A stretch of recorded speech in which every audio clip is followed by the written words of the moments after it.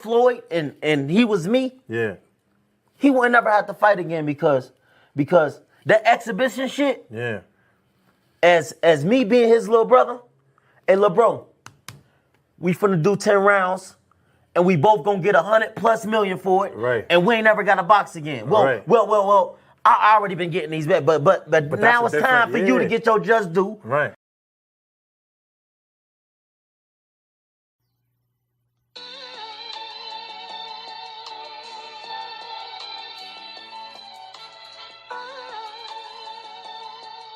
Yeah, you know the deal. We back again. Yo.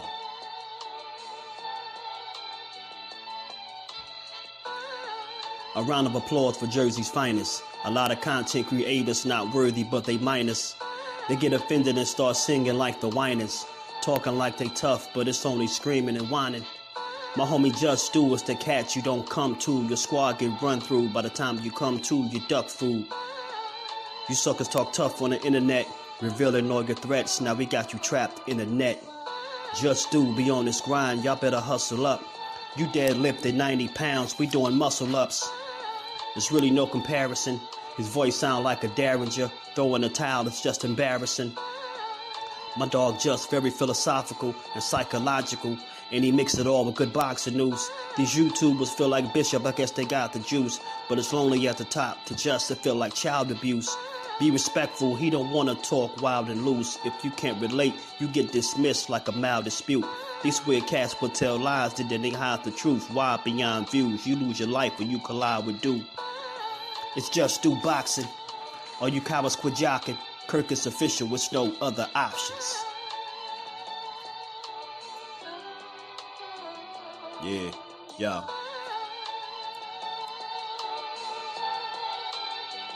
You know the deal. Judah Ben, we in the spot. Jusdueboxing, yeah. And of course, shout out to Mrs. Do, holding the whole family down. Word 'em up, word 'em up.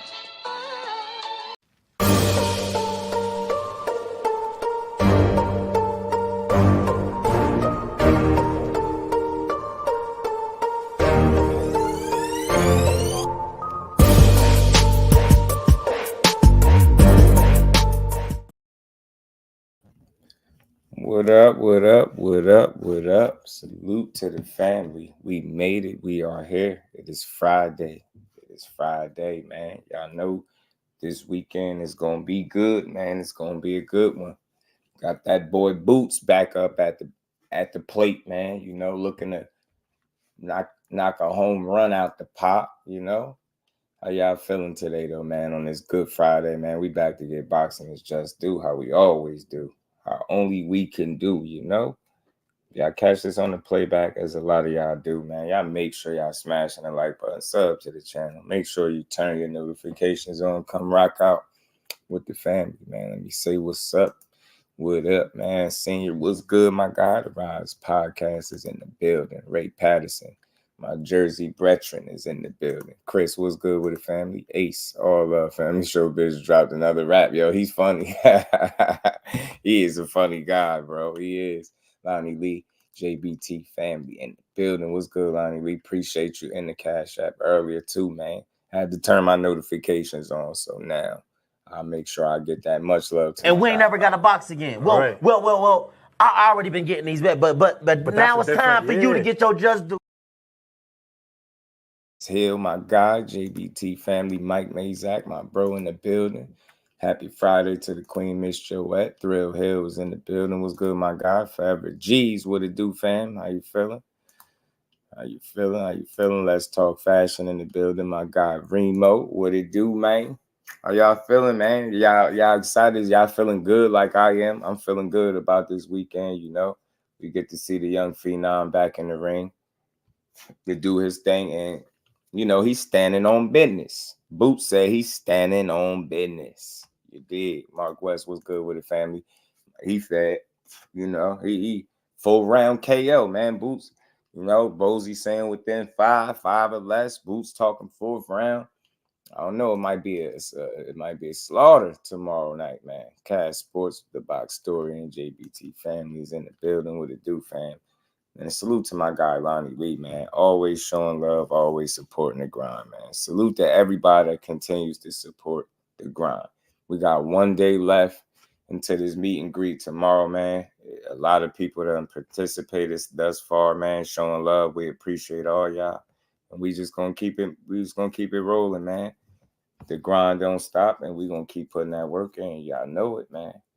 We're going to build on this Good Friday, man. Have a nice little boxing conversation about these fights. You know, we going to have some fun. Lisa Smith, peace and blessings to the queen. Always in the building, showing love as well.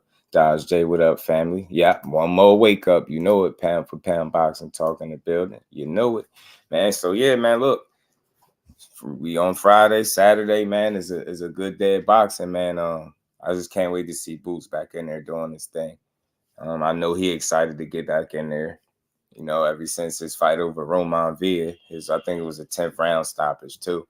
So he been itching to get back in there, and you see how difficult it's been for this dude to get opponents. You know what I mean? He's over there with Matchroom and Eddie Hearn. Eddie Hearn has not shut up yet about Boots, and that's a good thing. You know what I'm saying? He don't ever forget to mention that he got a talent like Boots on his roster, and he looking to push him in every way, shape, or form, which is good. You know what I mean? That's what you want to see. This man get the push that he deserves. A lot of people feel like he should be bigger than what he is, and I understand that. Look at the record; it speak for itself. Look at the talent; it speak for itself. You know what I mean? Now, you know, it's hard. It's been difficult for him to get those marquee names in there, but you only can beat who they put in front of you. You only can beat who and fight who's willing to get in the ring with you. So that's where we at with Boots. You know, we all know initially it was Cody Crowley who he's supposed to fight. And a lot of people felt like that would have been a, you know, more entertaining fight. He was an undefeated guy. He definitely would have been coming to win. But nonetheless, he found his way, couldn't find his way into the ring. And now, you know, the show must go on. You know, show must continue. We got David Avanesian up at bat. And look, I'm going to be honest, man. He don't got a shot in hell. I'm going to be honest. He ain't got a shot in hell, man. Boots is going to be way too much. That Keyshawn, yeah, pound for pound. You see, hey, man, I want to point out something, pound for pound. Notice how loud they are if the performance ain't what they think it's supposed to be. But when it is, and I want to point out something, that double standard or people not keeping the same energy. When he do well, it be quiet. That's the point I be making. People don't, the praise or the just do don't be nearly as loud as the criticism be. And that's why I say I take the different approach. I aim to give these dudes their credit instead of always trying to take from them. You know what I'm saying? We one of one in this space, man. We're going to keep building. Naeem, what's good with it, fam? How you feeling? The only dream that matters is in the building. Yeah, Boots gonna do a number on him, man. Salute to my bro. Mike, hold on. Sheesh. Man, what's up with my joint? Be all slow driving. Salute to my bro, Mike Mazak in the Cash App. Said have a great weekend and time with the family, man. Appreciate you. Family, we gonna enjoy it, man. Much love to my guy, Mike. And we ain't never got a box again. Well, right. well. I already been getting these bets, but now it's time for you to get your just do. Man, much love and appreciation to my dog, man. Jordan Smith in the building. Yeah, pound for pound. They gonna be quiet on that performance because he actually went out there and styled on him. And even though he didn't get the knockout, he beat Buddy from pillar to post. He went through the gears properly. You know what I mean? He showed very good defense. He's very responsible defensively. He was having fun in there. He was showing out. I love seeing Keyshawn Davis do his thing, man. He one of those underappreciated guys early, too, because people don't like the way he talk. Millen fans, what's good with it, family? Yeah, concern for Jalil. Okay. Yeah, I already know you talking about the weight, right? And my guy Remo has sent me a picture of him. I said the same thing. His face super slim, you know what I mean? He was saying, maybe, you know, the structures in his face, forehead, around the eyes, cheekbones.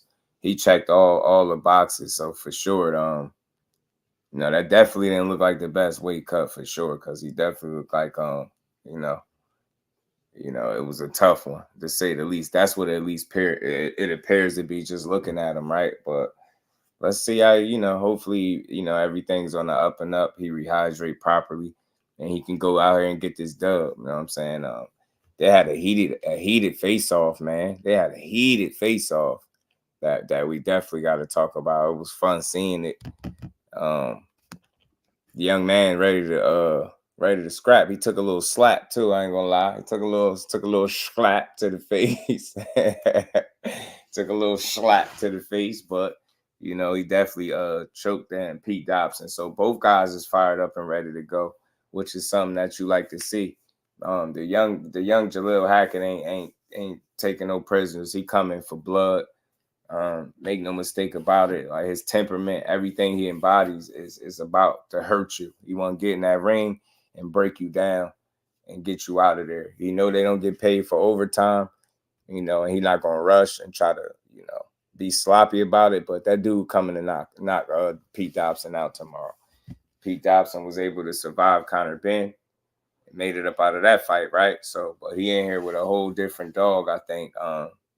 Younger, fresher, more creative offensively, and definitely ain't off no damn eggs. So it's gonna be a different fight for Pete Dobson. Let's see if the workload and the conditioning, the pressure, the pace of Khalil Hackett is too much for him. Let's see it. Salute to my baby girl, the queen, Miss Jusdueboxing, coming in, putting that color in the chat for her, man. Much love, baby girl. So I think your chat should be filled with color because you are you are just that effing dope. Appreciate that, man. I appreciate you. I will support you forever and always. Become a member and join the family. Support the dope content. Oh yeah, Keyshawn is a damn problem. No, baby girl, could let the day go without slipping that in there.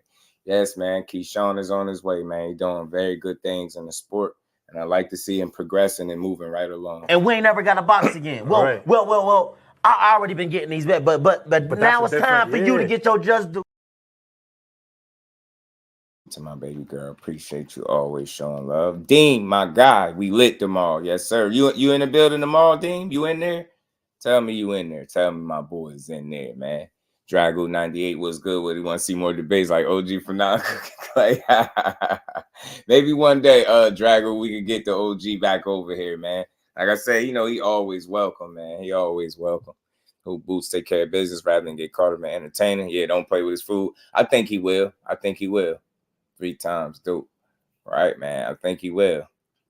Keyshawn skills definitely overlooked. Yeah, they're gonna do that for Ever G's because he talk a lot and he boastful and he enjoying himself. He having fun. They want everybody to be quiet and don't talk like Boots. They want everybody to be like that. But even Boots said himself in the interview the other day.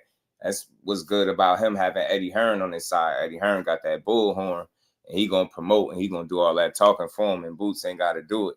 So I feel him. You know what I mean? He's just not a big talker.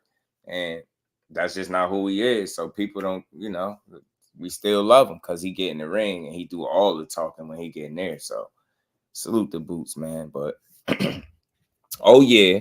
Yes, sir. My guy Dean in there. Floor seats. Okay, baller. My guy, you deserve it, man. My guy be putting in that work over there, man. Gonna have some fun, man. Definitely gonna make sure I catch you in the building, man. We're gonna have to make sure we link up. I mean, Keyshawn had a problem too, though. You gotta handle that ASAP, like Rocky. Oh, Cruz problem, yeah. I think they'll cross that bridge when they get there. I just know right now, I know Eddie Hearn might be confident in this guy, but he ain't necessarily trying to make that fight right this minute. You know what I mean? I know he want his guy to get some more season up under his belt before he throw him in there. You know what I mean? But definitely, I can't wait to see them mix it up. You know what I'm saying? I think it's going to be a good fight. It's going to be a good fight. You know what I mean? What I'll say right off the bat is, Andy Cruz obviously has some years and some experience over Keyshawn for sure.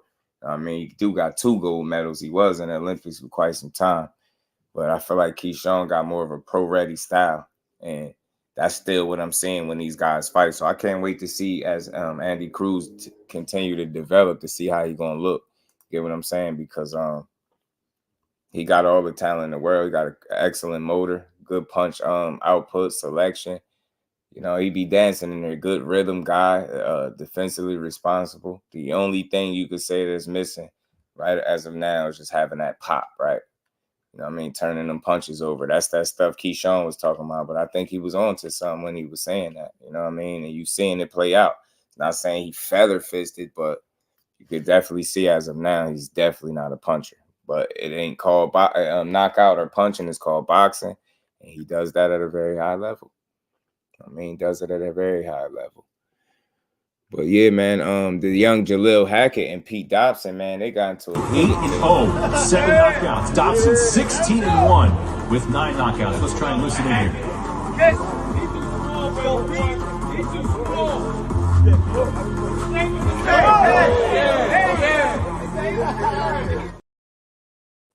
I ain't gonna lie, man. Lil took a little slap right there, man. I ain't gonna lie. Touched that face a little bit. I ain't gonna lie, y'all. He got a little slappity slap in there. Absolutely. You already know, Dean, man, ain't gonna have it fun. When the real link up, it's always a good time. You know, when the real link up, it's always a good time. Let me get this camera on, y'all. Let me get this camera on. Nate in the building. What's good, Famo? How you feeling? Ain't sure about the sign with Golden Boy for the pay to fight. It's crazy. Oscar tripping. Yeah, Oscar out his mother freaking mind. The boxing novice in the building. How you feeling, fam? Yeah, he tripping. He tripping, man. We gonna get on his ass too, cause I done had it with Oscar. I done trying to let him make. I done had it with Oscar, y'all. He out of pocket.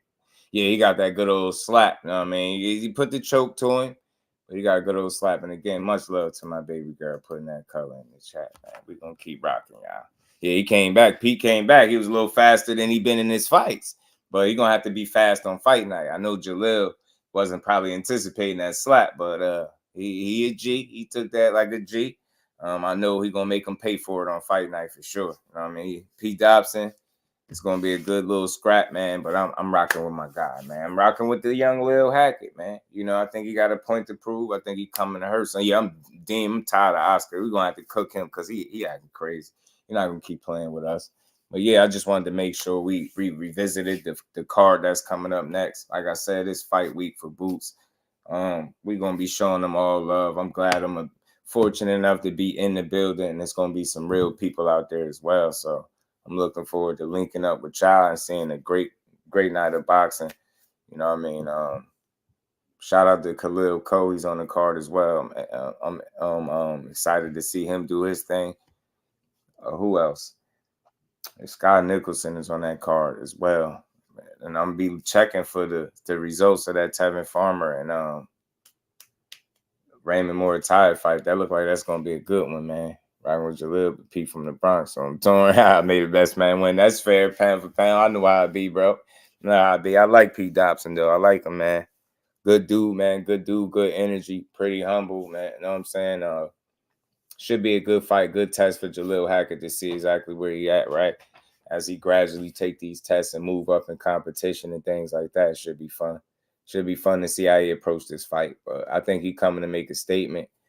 That dude, he about his business, man. He really about his business. So I don't expect it to be no different come fight night, man. He coming to hurt this dude. You know what I mean? But Pete Dobson got a little bit of experience over him, right? A little older than him, obviously. Been in there with a bigger name or you know, some pretty decent opposition thus far. So maybe he'll have that in his back pocket, right? I don't know how much is that going to help him against the young man because at least an Oscar is bogus. We done had it with him in the Shakur Stevenson clout chasing games. Like everybody else get called out for clout chasing. The thing is, he using his fighter to do it, and it's sad because if you had to ask me, I think Zepeda would take the fight. I think Oscar just being weird. You know what I mean? Yeah, he's supposed to be in there too, Deem. I think he definitely gonna be in there because he's been showing he been paying a lot of attention to Eddie Hearn and what he been doing and what people been saying about him. So it seemed like he feel positive about, a conversation with Eddie Hearn. You know what I'm saying? Salute to my baby girl. We gonna get there. We getting there. Appreciate you as always. Tony, what it do, fam? How you feeling, bro? Baby girl back in the super chat color. And while you are at it, play my theme music. Thank you. Appreciate you, baby girl, back in the super chat. Showing love as always. And we ain't never got a box again. Well. I already been getting these back, but now it's time for you to get your just due. There we go. There we go. When is the next fight for the young Puerto Rican kid that you had in your channel a few months ago from Jersey? I had him on here yesterday, Tony. I had him on here again yesterday. He fought. You know he fought on the Shakur card, right? He just fought this past Saturday. That just went by. He fought on the Shakur card. I had him on yesterday. He don't got an exact date yet, but he said he's looking to get back in there probably around September. So he definitely looking to stay active. He said he want to, get these fights in and stay busy and keep the ball rolling. So I told him, whenever he do get a date, don't feel, don't be shy, hesitate to let us know because we're gonna be locked in. But yeah, go check that out, Tony. I had him on again yesterday. He talked about his pro debut. I went out there, seen him do his thing in Newark, man. So it was fun. It was fun to watch him. It was fun to watch him do his thing, man. I enjoyed the show, man. Young boy got some fight game, But we locked in and we gonna just keep pushing. Like he pretty much family to me. So whenever he got something going on, he want to get it out. He know where he can come. Now it's time for you to get your just due. You did. Come on my radar now because you see that's love right there, Dame. That's dope. That's why I'm glad people are paying attention to him. Like I say, he was a highly ranked amateur, very high ranked. I think number 2 or 3, something like or was it 1? He was up there, bro. I forget. I don't want to be wrong, but he was highly ranked, and he's been doing his thing. So I'm just glad to see him back. As a turning pro and doing his thing, and I'll be glad to see him back in the ring when he get there. You know what I mean? Much love, much appreciation to my guy, Dodge J, man. He said boxing is on fire. Salute to the JBT family, man. Much love to my guy, Dodge J. And we ain't never got a box again. Well. I already been getting these back, but now it's time for you to get your just due. Salute to my guy, Dodge J. Cologne with the ish in that ring. Yeah, I like it. I just like his temperament. I like his confidence, his focus. He's able to compartmentalize already early and kind of eliminate the things he don't need to focus on, as opposed to, you get what I'm saying? Like it's like background noise, he block it out. He know how to just get tunnel vision and just lock right in, man. So whenever you see that with a young fighter, it's a lot to like there with Keith Cologne. It really is, man. Glad, I'm happy for him. Shout out to him and his dad, Keith. Back in the super chat, my baby girl, Miss Just Do, said, one last time, theme music me, please, and hit the like button and sub to the channel. Just Do theme music one last time. I got you, baby girl. No problems. And we ain't never got a box again. Well. I already been getting these back, but now it's time for you to get your just due. There you go. As you wish. I try to get an interview with Elijah Garcia. Nah, I haven't tried to reach out to Elijah Garcia just yet, but if that's something that y'all want to hear from, I definitely will. Like if it's fighters that y'all want me to try to reach out to, see if I can get up here, I definitely do it. You know what I mean? I like Elijah Garcia. You know what I mean? I like Elijah Garcia. He damn sure got upset in his last fight though, because Kyron Davis wasn't playing. Lonnie Lee, my guy.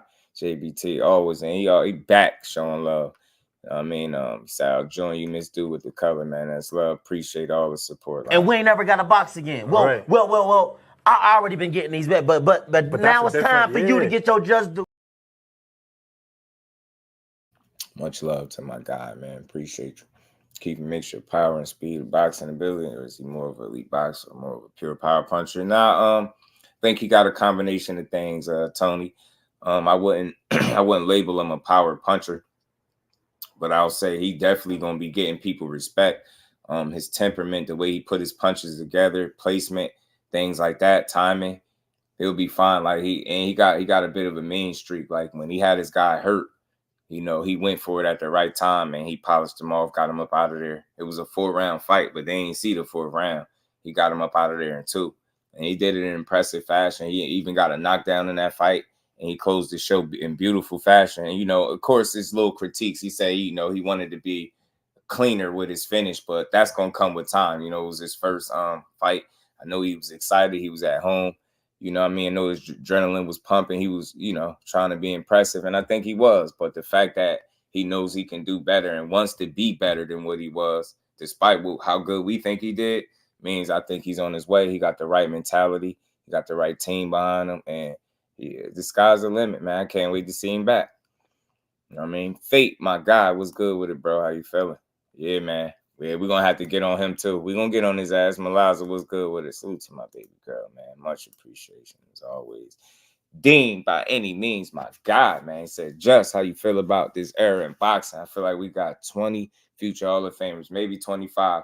Hey, man, I feel really good about this era of boxing. Dean, man, you know, I'm big on giving people they just do, right? I'm big on looking at the glass half full, right? It's always going to be some it's pros and cons in any sport, good and bad. But right now, I think boxing is thriving. I think it's doing well. I think we continue to demand the fights that make sense and put our money where we're supposed to put it.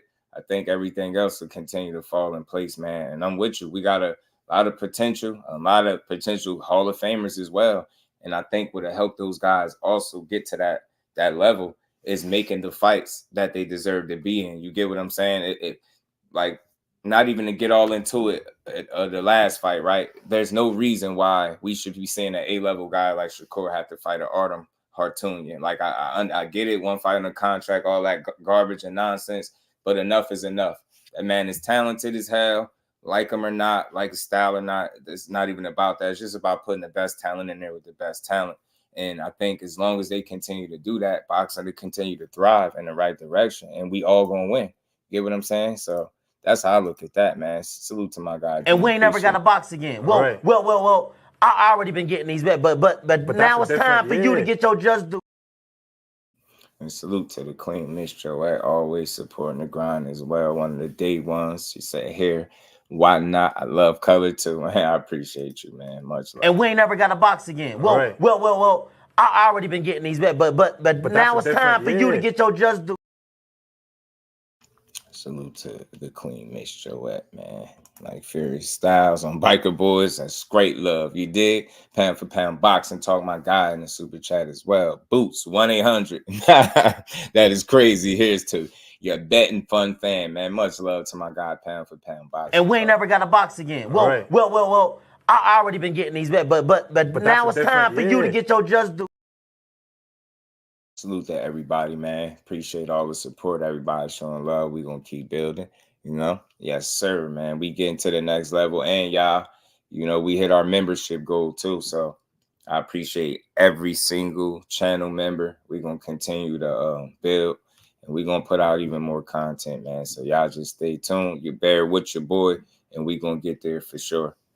Peace and blessings to the Queen, Aisha, man. How you feeling today? Good to see you as always.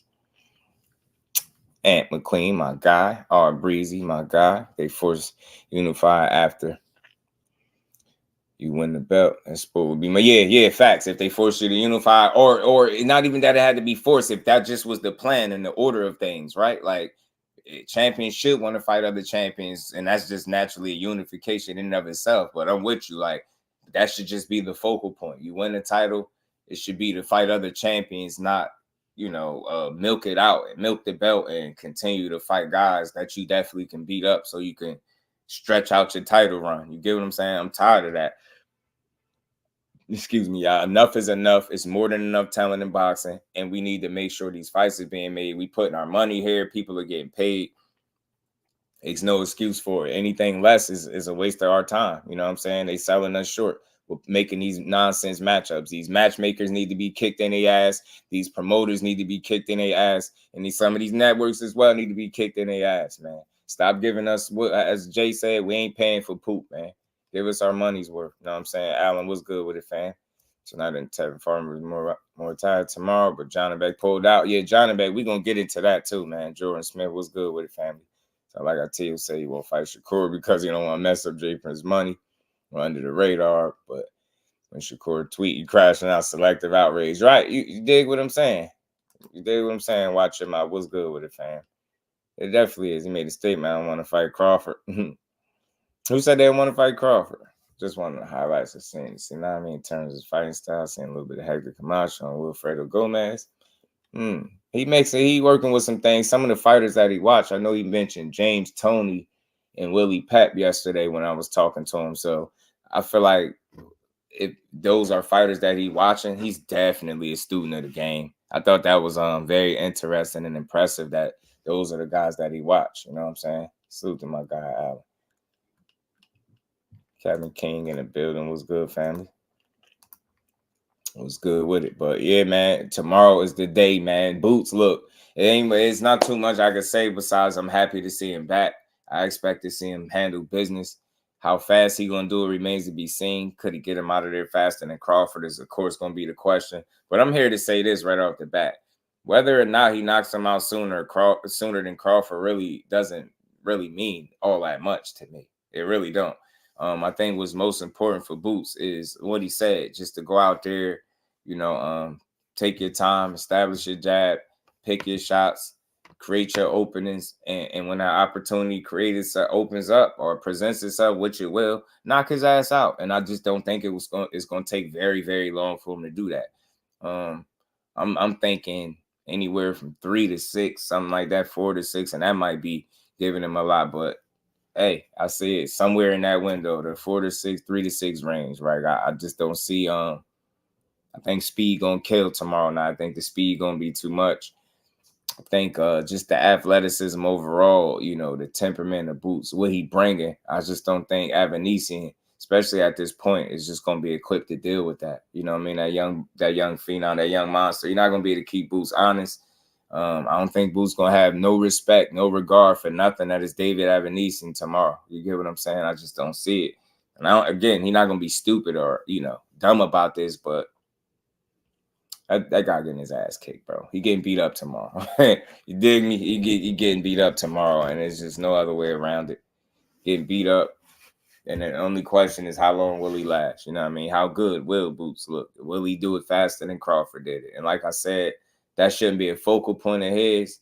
It should just be, to go out there and do what Boots do. And that's going to get you the knockout in and of itself, right? Yeah, I don't think you're going to have to go searching for it or do anything, over the top to create that opening. I think he just need to be himself. Like he said, listen to his dad, establish his jab, go to the body, of course. I think that'll be key. And the speed overall and the variation of punches, I think Boots, and then angles as well. Boots can take angles in there.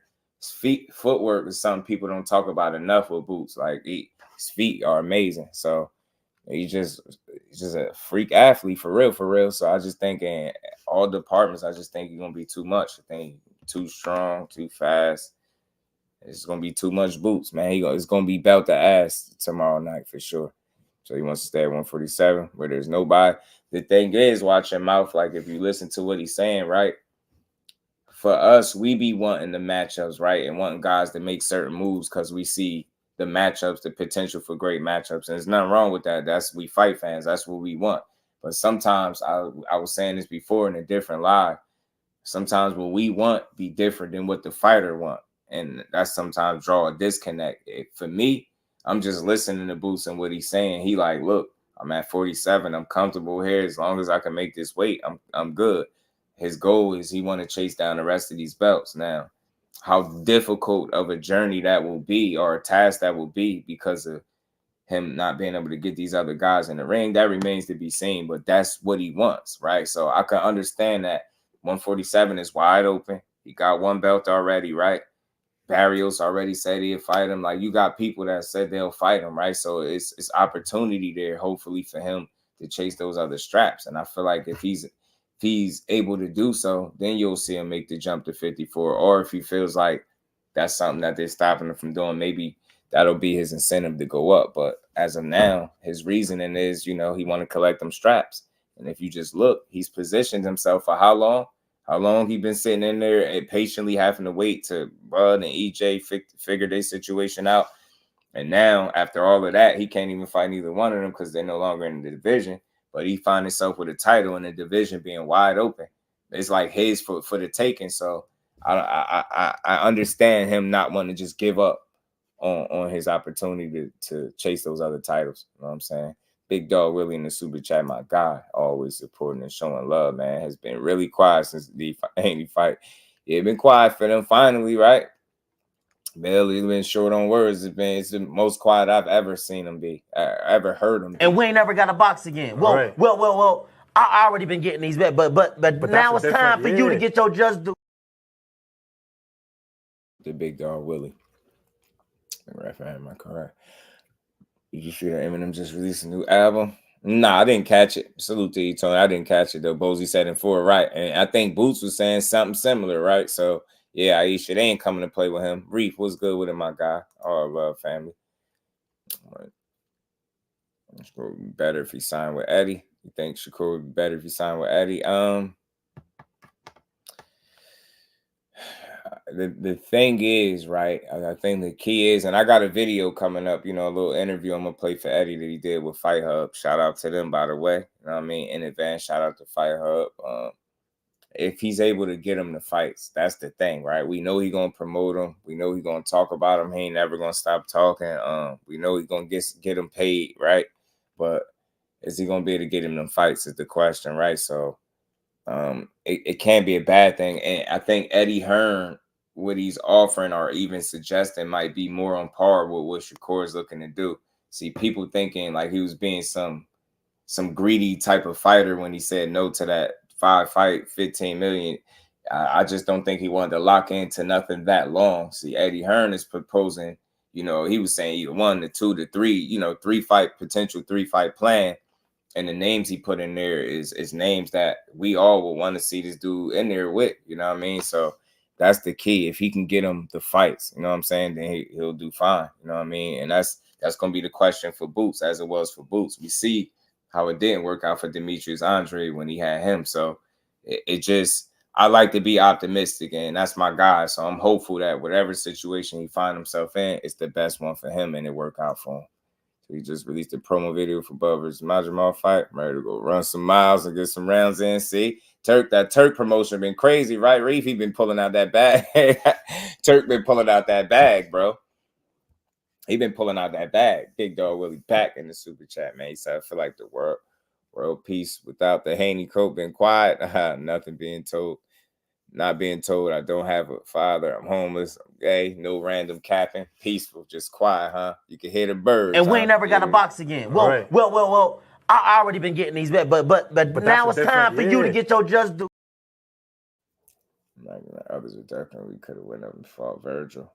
Oh, nah, I get you. Watch your mouth. I don't think that's the case, right? It's just not so much of people ducking them per se, right? Like not the top guys. It just has to make more sense for the ones that he wanted the most. But Boots has had times where he had double-digit people say no to a fight. So it's not just like something he making up, right? And I know people feel like, yeah, the quick fix, or you could go up and just fight Virgil. But you just like think about it. Listen to what his plans is. We want that for him because we know that's a good fight. But I think that's not in his immediate future. And like I said before, with that division being wide open, he looking to solidify himself and stamp his name and try to snatch up them belts. And the only thing that can really stop him is politics. Because he going, like, I don't see nobody beating him at 47. I think he going to run through those guys if given the opportunity, which I hope he is because he deserve it. Lewis 4,500 in the building. What's good, bro? Boots should be able to get them straps in the next 3 fights. Politics aside, Lewis, absolutely, bro. God self, my God, how you feeling, Brody? Good to see you in the building, man. He says Zepeda next. Talked about Zepeda and Liam Parrow. They was talking about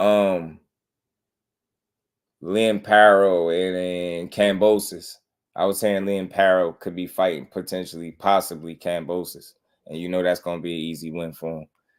That Bud Majamar promo, I think the chat will F with it. I might. Rude Exposure. What's good with it, fam? Cal Cooler, blessings, family. Axe Val in the building. What's good, fam? You already know, man. Talk to him, Val. You know it. Dragons Assassin Official. What's good with it, bro? Unify the titles, reside over the division, and move up. You know what I'm saying? I think that's what he wants. And I know a lot of times that's what I like to hear, man. I don't just be asking that, man. You great. That's what I like to hear, man. I hope everybody else in here is great as well, man. We're going to keep building. Salute to my God. So Dragon Assassin official. But yeah, man, that's what he want. He want to kind of secure that division. And like I said, think about how patient he is. I just wanted to point something out, y'all. He got more fights than Errol Spence. Get what I'm saying? Think about how people like, I think he was too impatient. He should have stayed where he was at. How you gonna tell that man he been impatient? He over 30 fights in.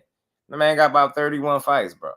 Get what I'm saying? Got more fights than EJ. They talk about be patient. How much more patient is he gonna be? He got to be active.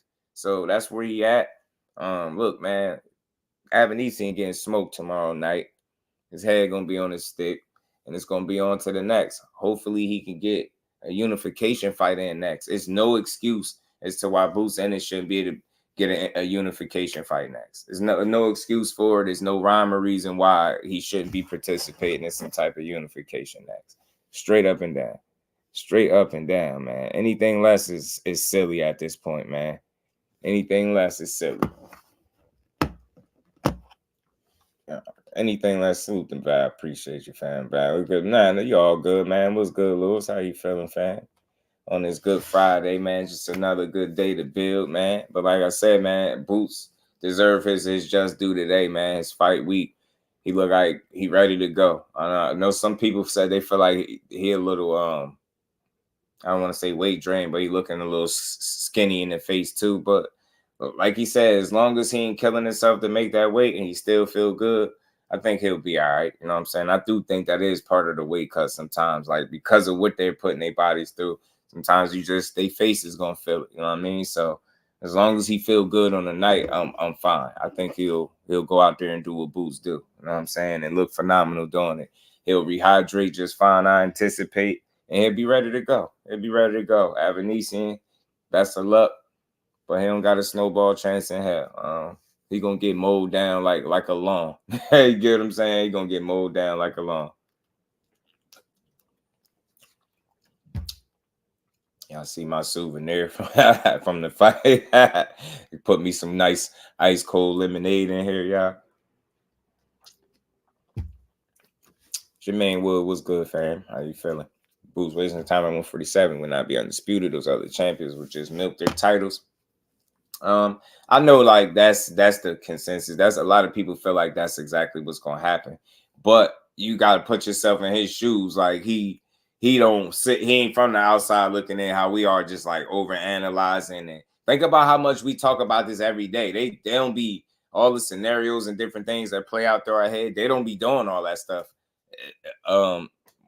Surprisingly, whether that's, might find it hard to believe, but they don't. So in his mind, he like, look, I'm here. I got a title. I'm ready. It should be no reason why I can't get these other fights. So I don't think he feel like he wasting his time. But I know what you're saying. But time will tell, right? It's still early. He's very young still. So we'll see. You know what I'm saying? After this fight, like I said, let's see what Eddie is able to do, man. See if Eddie is able to get him a unification fight. You know what I mean? It's no reason why he can't and why he shouldn't be in one. You know what I mean? Is Hackett fight a lock? I think so, Val. I believe so. I just don't see Hackett losing tomorrow. Samuel, what it do, family? How you feeling? Rambo Red, what's good with it? Yeah, man, Boots is the one. They gonna see. If they don't know, they gonna find out. You know what I'm saying? They gonna find out. See PBC trying to unify Barris and stay on us first. I was hearing Manny Pacquiao could get a Barrios fight, bro.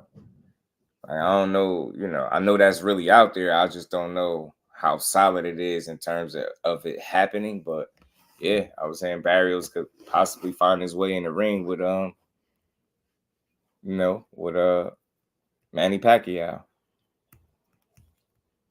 And then, people, boxing fans being boxing fans, some people look further ahead and they felt like Pacquiao was gonna come out of retirement or whatever, beat Barrios, and then Tank gonna end up fighting Pacquiao. I'm like, I don't see that happening. So we gotta wait and see. I mean, the fact that Pacquiao's still sitting around trying to do this is crazy, but man, I mean, to each his own, man, at his own discretion, because he gonna get himself hurt, I think, playing with them young boys, man. Them young boys ain't nothing to play with. I seen PBC trying to unify Barrios. Yeah, man, if they do a Pac beats Barrios and Boots fight Pac, that's dangerous. Yeah, man, he'll get hurt. He gonna get hurt bad. He don't stand a chance, man. Not with no Boots. Barrios, I think, is going to be a tough fight for him. I don't think that's a fight he should entertain. I think he need to leave that guy all the way alone, to be 100 with you. I think he need to leave him alone. I didn't see it. I mean, I seen him talk to him, but I didn't watch it.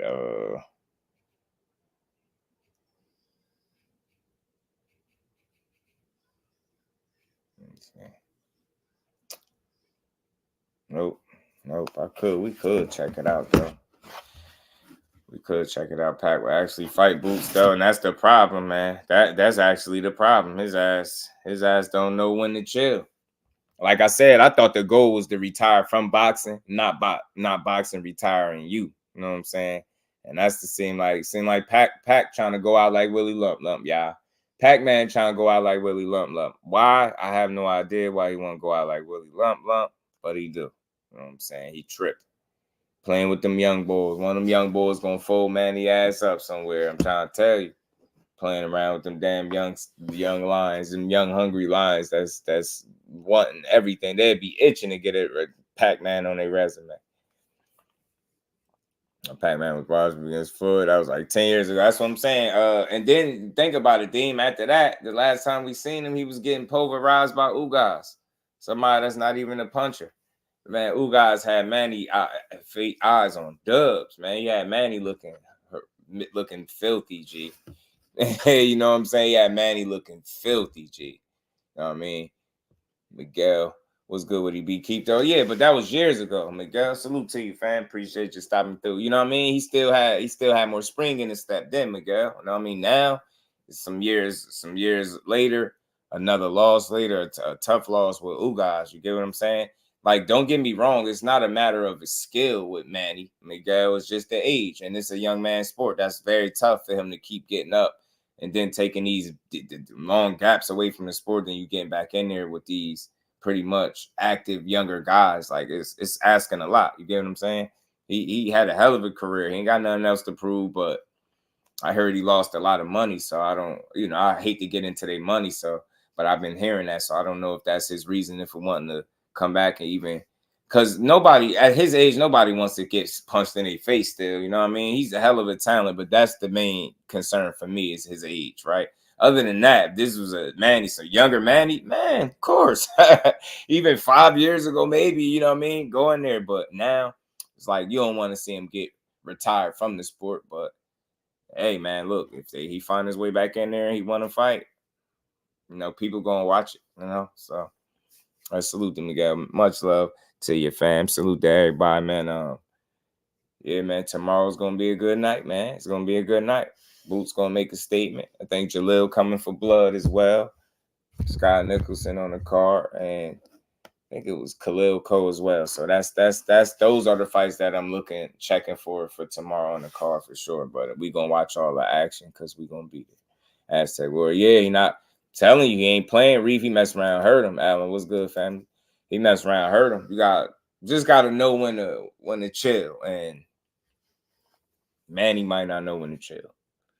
See a combo announcers on upcoming bouts that involves just doing cigar talk. Well, y'all pennies. Salute to you, family. Yeah, man. Cigar talk. Maybe we'll get a collab one day, man. He be popping through, man. That's my guy too, man. One of the solid ones, man. Definitely one of the solid ones. So did y'all catch this Boots interview with Cigar Talk? Did y'all catch it? Did y'all watch it, chat fan? Was y'all able to catch it?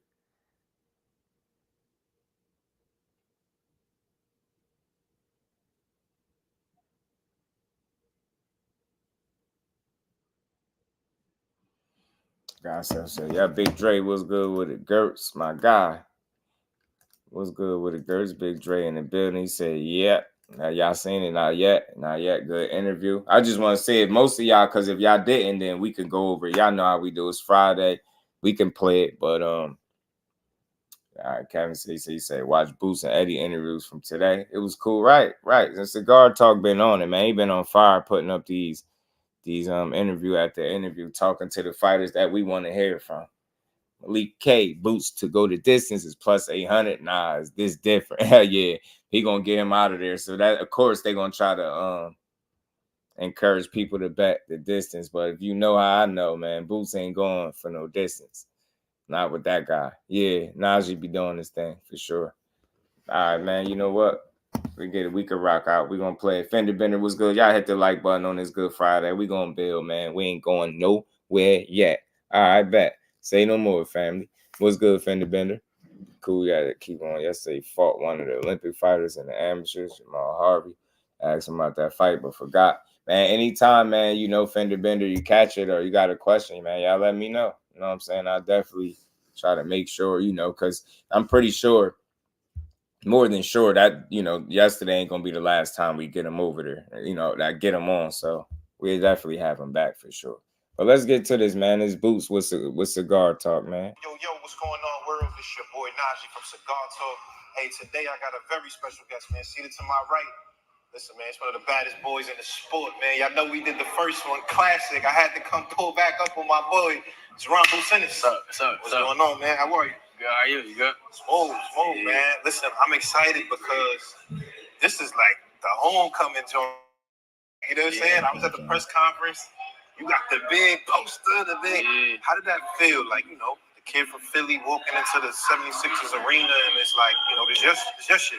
Yo, it felt phenomenal, honestly. And what's crazy was in March, I rung the bell for the Sixers, and I told my security, I'm like, I said, Darius, peace, homie.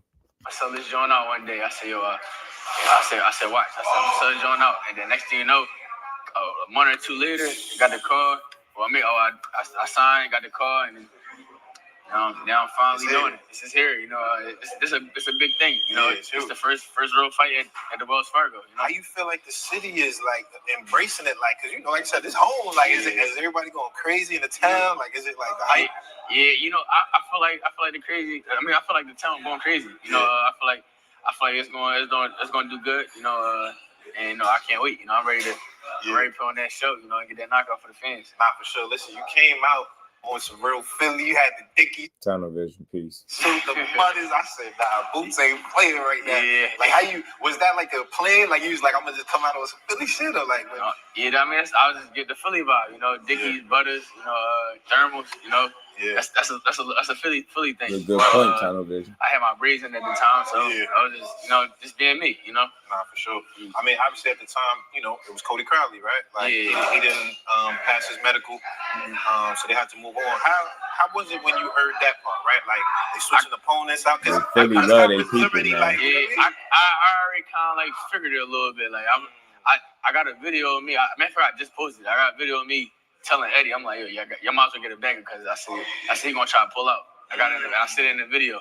So I kind of like figured it. Once it happened, I wasn't even mad because I knew like that was gonna happen. How's it though? Like, when you see something in his eyes, you just felt like. I just could tell like the vibe. Like, I just had a feeling like he either gonna pull out or try to make an excuse or something So I don't know. But I just felt the vibe, and now we're here with a new opponent, so that's all that matters. Yeah, right. Well, how does that change, you know, your approach to the fight, if at all, right? Different opponent, different style. Avanish, he's a harder hitter than Crowley, I would say. Does this change anything as far as your preparation? Ain't nothing really changed, you know, for the camp. You know, I have, you know, Cody is southpaw, so I had a southpaw. I had southpaws in camp already, right? But it don't really matter. You know, with me, I had southpaws, I had orthodox fighters in camp, so I've been preparing myself all. All right, you said Keyshawn called out Frank Martin. He was just live. That's what's up, man. That's a good fight to make. It really is. Frank Martin need to be thinking about his next fight. He got the Tank fight. I mean, Frank Martin fight wouldn't be bad for him at all. At all. I don't care what nobody say. I think that's a very competitive fight. I look at it like a 50-50 type of matchup. I really do. Hopefully, he get the fight he wants. Around, because you never know what a fighter might do. You know, you never know what they're gonna bring. You know, but I'm glad Ebenezer took this fight. You know, to be able to put this show on for Philly. Yeah. I can't wait. I'm excited. He a veteran. Like, he a veteran. Yeah. You know what I'm saying? Hard-hitted. Do you feel like, obviously it's nothing you haven't seen, but is it anything that, like, when you looking at him in his game that you like, okay, I got to watch out for that, or? No, I feel like he's similar to my last opponent. I feel like he's similar to Villa. But he's just not as big. He's shorter. He's smaller. So, and you know what happened when pressure fighters fight. When I fight pressure fighters, you know, I figure them out, break them down, and get that knockout. So that'd be the goal. You know, I'm gonna take my time though, have fun with him. Yeah. You know, put on a show and look good. My main thing is looking good, being sharp, being patient. You know, not going too crazy. For sure you do. Yeah, so look, when you say having fun in it, every fight you always get a moment where it was like, you remember the first fight I was talking about where you did the spin, the double. This last fight, you did the Matrix on the slow motion, bow, bow. I don't know. Do it just come out, or is it like stuff that you already like? I'm working on some fly shit that I'm gonna pull out. What's crazy was I don't even really be like trying to plan nothing. Like stuff just be happening. When you in the mood, you feel good. Stuff just be happening. And I didn't even realize I did that until I watched it. Oh, for when real? I got out the ring, people kept showing me. I'm like, I did that. Nigga, I was going in the middle crazy. of the fight. I was like, now for him to say that, just imagine with the amount of fun that he having in the ring. For him to be not even thinking or planning to do this stuff, and he out there styling on his opponents like that. Yo, this dude different for sure, man. That's why he one of the few people. If Boot say he out there having fun, you really can tell. Like you can really look at his fights and see that this dude is clearly having some fun out there, man. I'm telling you, this dude dangerous, man. I'm telling you, he be having too much fun beating people up, man. Yo, that's crazy. I know I had to do that. Like a slow mo. Like I never even did that in sparring. I don't even know how they even came out. Like right. I don't know. That was crazy. But so you just feel it. You get in the mood. Bole was good with it, bro. The problem with them two guys self is they got that brother type bond going on, where they got some years in. You know what I mean? Where it's like blood wouldn't really make them no closer. And the thing for me is, I think they just had two different points in their career where nobody's really demanding that right now, right? So I think once Keyshawn start moving up more, I think, you know, one of them guys will end up going up. You know what I'm saying? So, you know, I think it's enough matchups definitely for them not to have to fight. Like, I don't think it's a big deal. You know what I mean? I would like to see how things shake out as they keep winning, though. But let's get back to this, man. Salute to everybody in the building. We're going to keep playing. Oh, you just feel it into the start. Like I always say, once I get in the ring, I be in my heavy place. Like, this stuff just be coming out, like anything. Right. Well, that's for sure. For sure, obviously, one of the things that we've seen now has just been inactivity because, you know, you had different stuff happening outside the ring or whatever the case is. As far as the inactivity is concerned, is that ever a concern for you? Just like, all right, I've been out for a minute, you know, from under the lights, and now I'm coming back. Does that part bother you at all? No, and it don't bother me at all. You know, I feel like I'm gonna be good. You know, like I said, I stay in the gym, you know, 24/7. So I feel like I should be cool, you know, and I will be cool, you know. And like I said, I'm gonna do my thing regardless. It don't matter if it's lights or no lights. Yeah. You know, I'm gonna do my thing. I'm gonna shine. So it don't matter. Now obviously, this is the first fight under the Matchroom banner. Yeah. You know what I'm saying? Big deal. Eddie Hearn was there hyping up the fight. One of the interesting things I thought at the press conference was he was like, yo, I've been trying to talk to Boots for like 5 years. I spoke to him a long time ago just on some, you know, casual. Yeah. When y'all met, what was the vibe? Like, was it cool for you? Like, he told my first time. Yeah, the first time meeting him. He was cool. Good, a great guy. You know, he energetic. You know, I'm more on the chill side. But he's real energetic. So whatever I don't say, he gonna say. Yeah. So like, I mean, that's how it is. You know, like I said, that's why he got Eddie, y'all. That's good. I have somebody, you know, backing me because I'm gonna do the talking in the ring for sure. So you got somebody backing me, talking outside the ring, talk for me. Yeah. And you think about it, yo, that's a perfect mix. What it is what I hear when I hear Booth saying that, he got somebody that's gonna do all the talking, and because he definitely gonna do it on the ring, that's 100% the fact. And it's good because he in a situation where he don't have to step outside himself. Nobody over there at Matchroom and Eddie Hearn is asking him to be somebody that he not. He could be comfortable.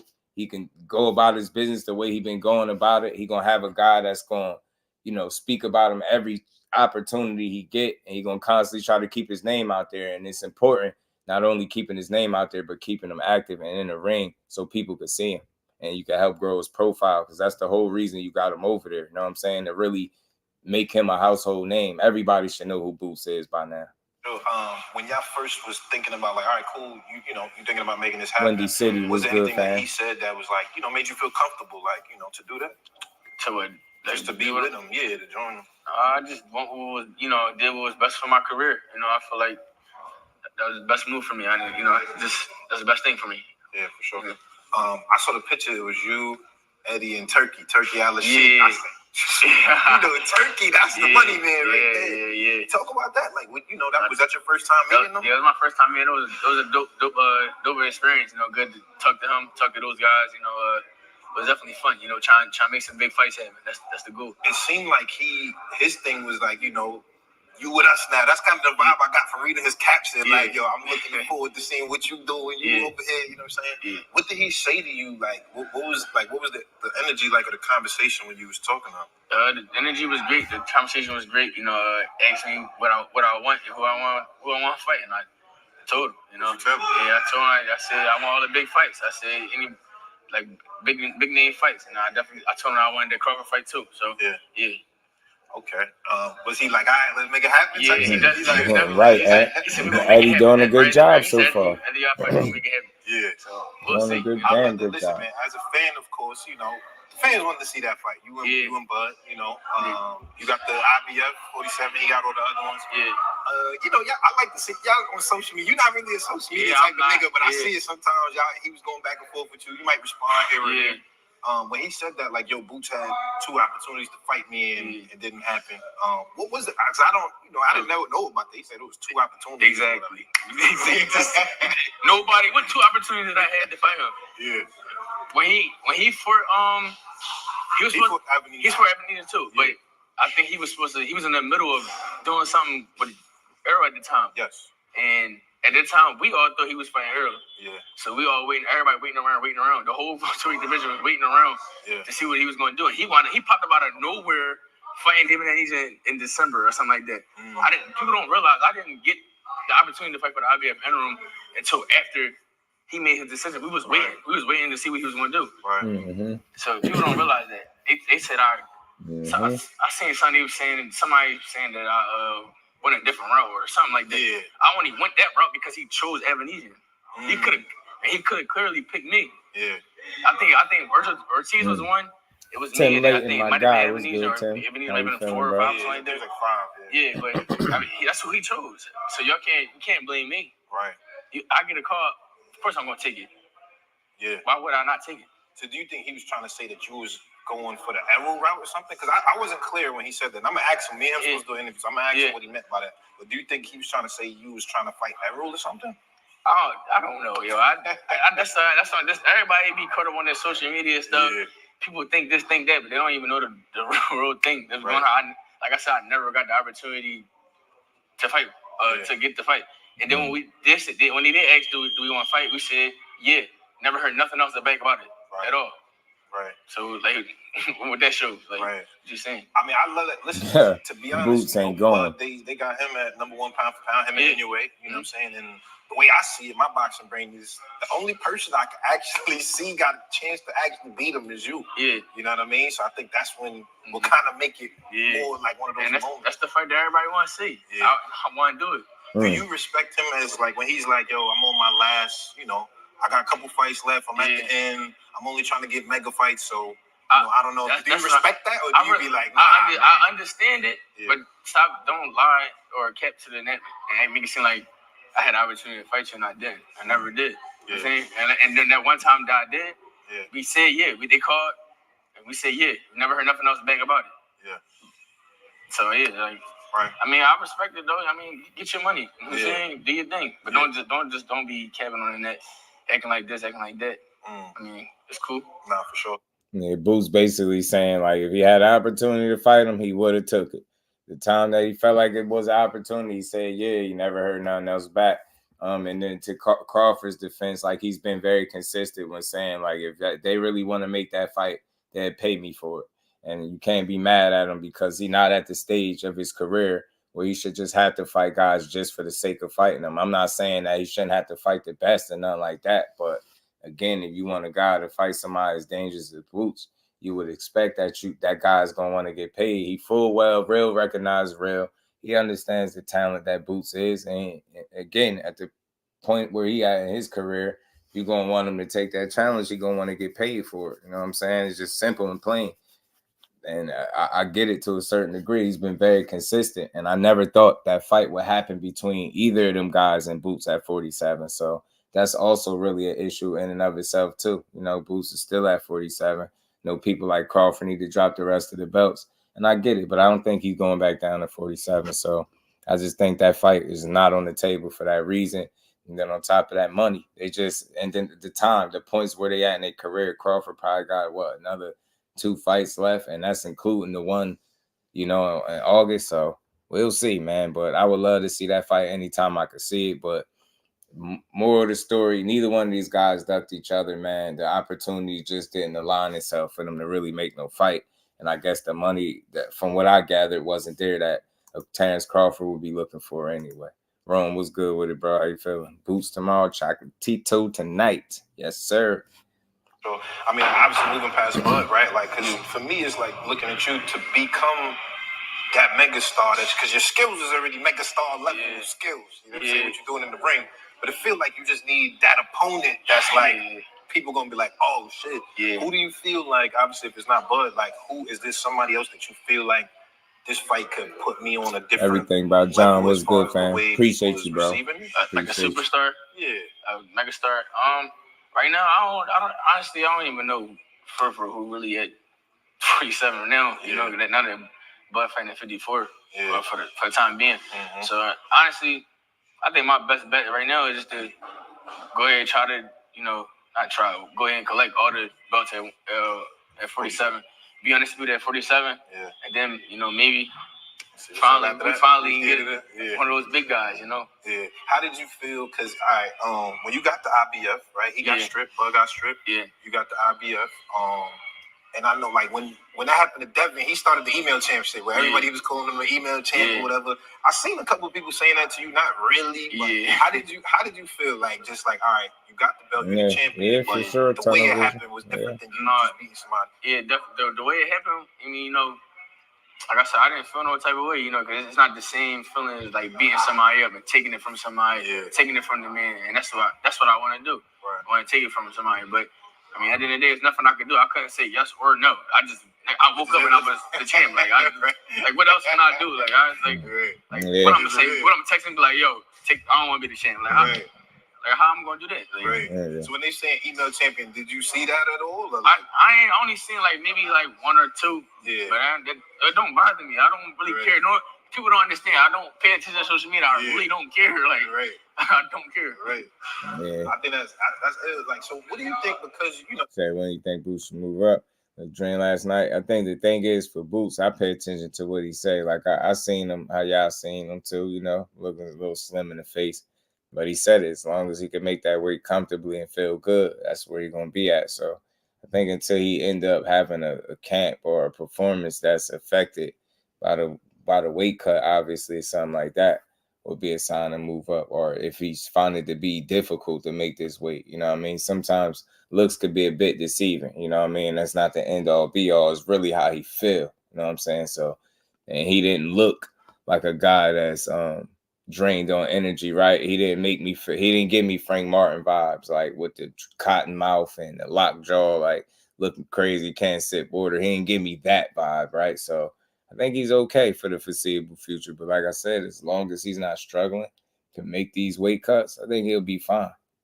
You're one of the few guys of this generation that don't do the social media. A lot of them do, right? They be on there going crazy. I hate the social media. Yeah, why is that? Why? Even I be catching myself sometimes because I be like, I'm not even gonna say nothing. Like I feel like everybody talk too much. It's Twitter, Instagram, whatever. Yeah. I'm not a social media boy. That's just me though. I'm quiet. I don't really say something. I check you in person though, for real. Like I check you in person. Like either that or just shut up and rumble. Like I be saying, like back in the day, they never did none of this. They said they wanted to fight this person. They was fighting a month later. Like, I feel like back in the day it was so much easier. I know it's a different time and stuff now, but I feel like I don't know. It's just you got like an old school like mindset. Where you got that from? Your brothers, your pops? I guess my brothers, my dad. Like, man, shut up and rumble. Going back and forth, I'm not with that because I really might smack you in person or something. That's why I said I don't talk too much. I don't be playing all the time, none of that. So like, everybody when be playing on Twitter, talking going back and forth. I'm not on that. So like, okay. I know. Boots say he messed around, slapped you in person for real, playing with him. Ain't with all that back and forth, man. You heard him. The young man said, "Shut up and rumble." They 146.8. And I get it. Like I said, that's the only thing for me. Like I know the looks is one thing, right? But I pay attention to body language, how he looking, how he said he feel. Like long as he feel good and it don't affect his performance, I think he'll be fine. I mean, yeah, right. And he living that fighter's lifestyle too. Definitely is gonna help him along the way. I heard you say before, like, you know, you thought you may be able to go to 68. Is that like, like when you talking, like, because you're already a big 47. You ain't like a little guy. I ain't gonna lie, I do. You think I get up 68? there. I can get 68 got it crazy, nigga. That's how you fighting David Benavidez. Yeah, I know. Yeah. I mean, I be sparring heavyweights now, so. Man. Yeah, so I spar heavyweights, I spar light heavyweights, I spar cruiserweights. You know, and he give him hell. Give him hell too, y'all. When I'm heavier, like I feel like super like comfortable. Do you feel like your power is more at like when you heavier, or is it still the same? I feel like my power is there at any weight that I'm at, but I feel like at a higher weight you comfortable because you're not cutting. You're not cutting no weight. You're not really doing nothing. Yeah. Like that. Like after you weigh in and you get the stuff back in your body, you cool. You know, you throwing back up. So I'd be comfortable. So yeah. Okay. So I want to know, like, as far as one of the things, like, when you do post on social media, a lot of times I see you say, yo, I went to church today and I got that word. You know what I'm saying? Yeah. I think that's interesting because I want to know, like, you know, your spirituality. Like, what is that to you? Like, how you go about that? Like, what does that look like? I ain't gonna lie, that's my mom. My mom put that in me since I was a baby. Like church? Yeah, going to church. Like Christian? Yeah, Christian. Okay. Yeah, going to church. She put it in. She instilled in me since I was a baby. You know, and now I be going on my own, going without her. Yeah. The days that she don't go, you know, and I mean it's a blessing. You know, I feel like it keep me cool, keep me at peace. How so you still do it today? Like you go to church all that? Yeah, I'm going to church on Sunday. That's how do you feel like does that play into your life? Just like, you know, your daily life, how you moving and I feel like playing my life phenomenal. You just having faith, you know, believing in the word, you know, believing in yourself, you know, everything is having faith, you know. For sure. Tell me about your mom a little bit, because obviously we all, you know, in boxing, you see your dad all the time, you know, everybody know Bozy, you know what I'm saying? But tell me about your mom. So I heard she was your nutritionist also. Yeah. Right. Okay. What's her, like, tell me, like, y'all relationship as far as, you know, you the fighter, like, not just you and moms, but like, what's that like? My mom, I ain't gonna lie, she do everything for me, for real. You know, cook, you know, clean, whatever. Yeah. she do it all. Like whatever I need, she always there. If I gotta call her, I need to talk, she there. Like, she do everything, you know. And I feel like she the best. Was she always like super supportive from young of boxing? Because, you know, sometimes it be like the dad be the one putting them in, the moms be like, I don't know. She really ain't want me to box because I was like kind of like good at basketball. I was alright. Yeah. She wanted me to play basketball, but once basketball wasn't fun for me no more, I just was like, man, I'm just stick to boxing. Like Boots wanted to beat ass. That's what he wanted to do. For me, and I grew up in it. So once I started going to tournaments and stuff like that, and she said how passionate and how much I was winning and stuff. And then once I turned pro, she like just do you. I'm with you. All right, what point did everybody in your family, because like you said, you know, you come from a lineage of brothers that was already making moves. It wasn't like they wasn't nobodies, you know what I'm saying? Yeah, they was big fighters. But what point did they, like your family know, like, all right, Freaking Fire was good, bro. This shit's good with it, man. Oh, no, you got to them. Well, what point for you did it start to feel like that?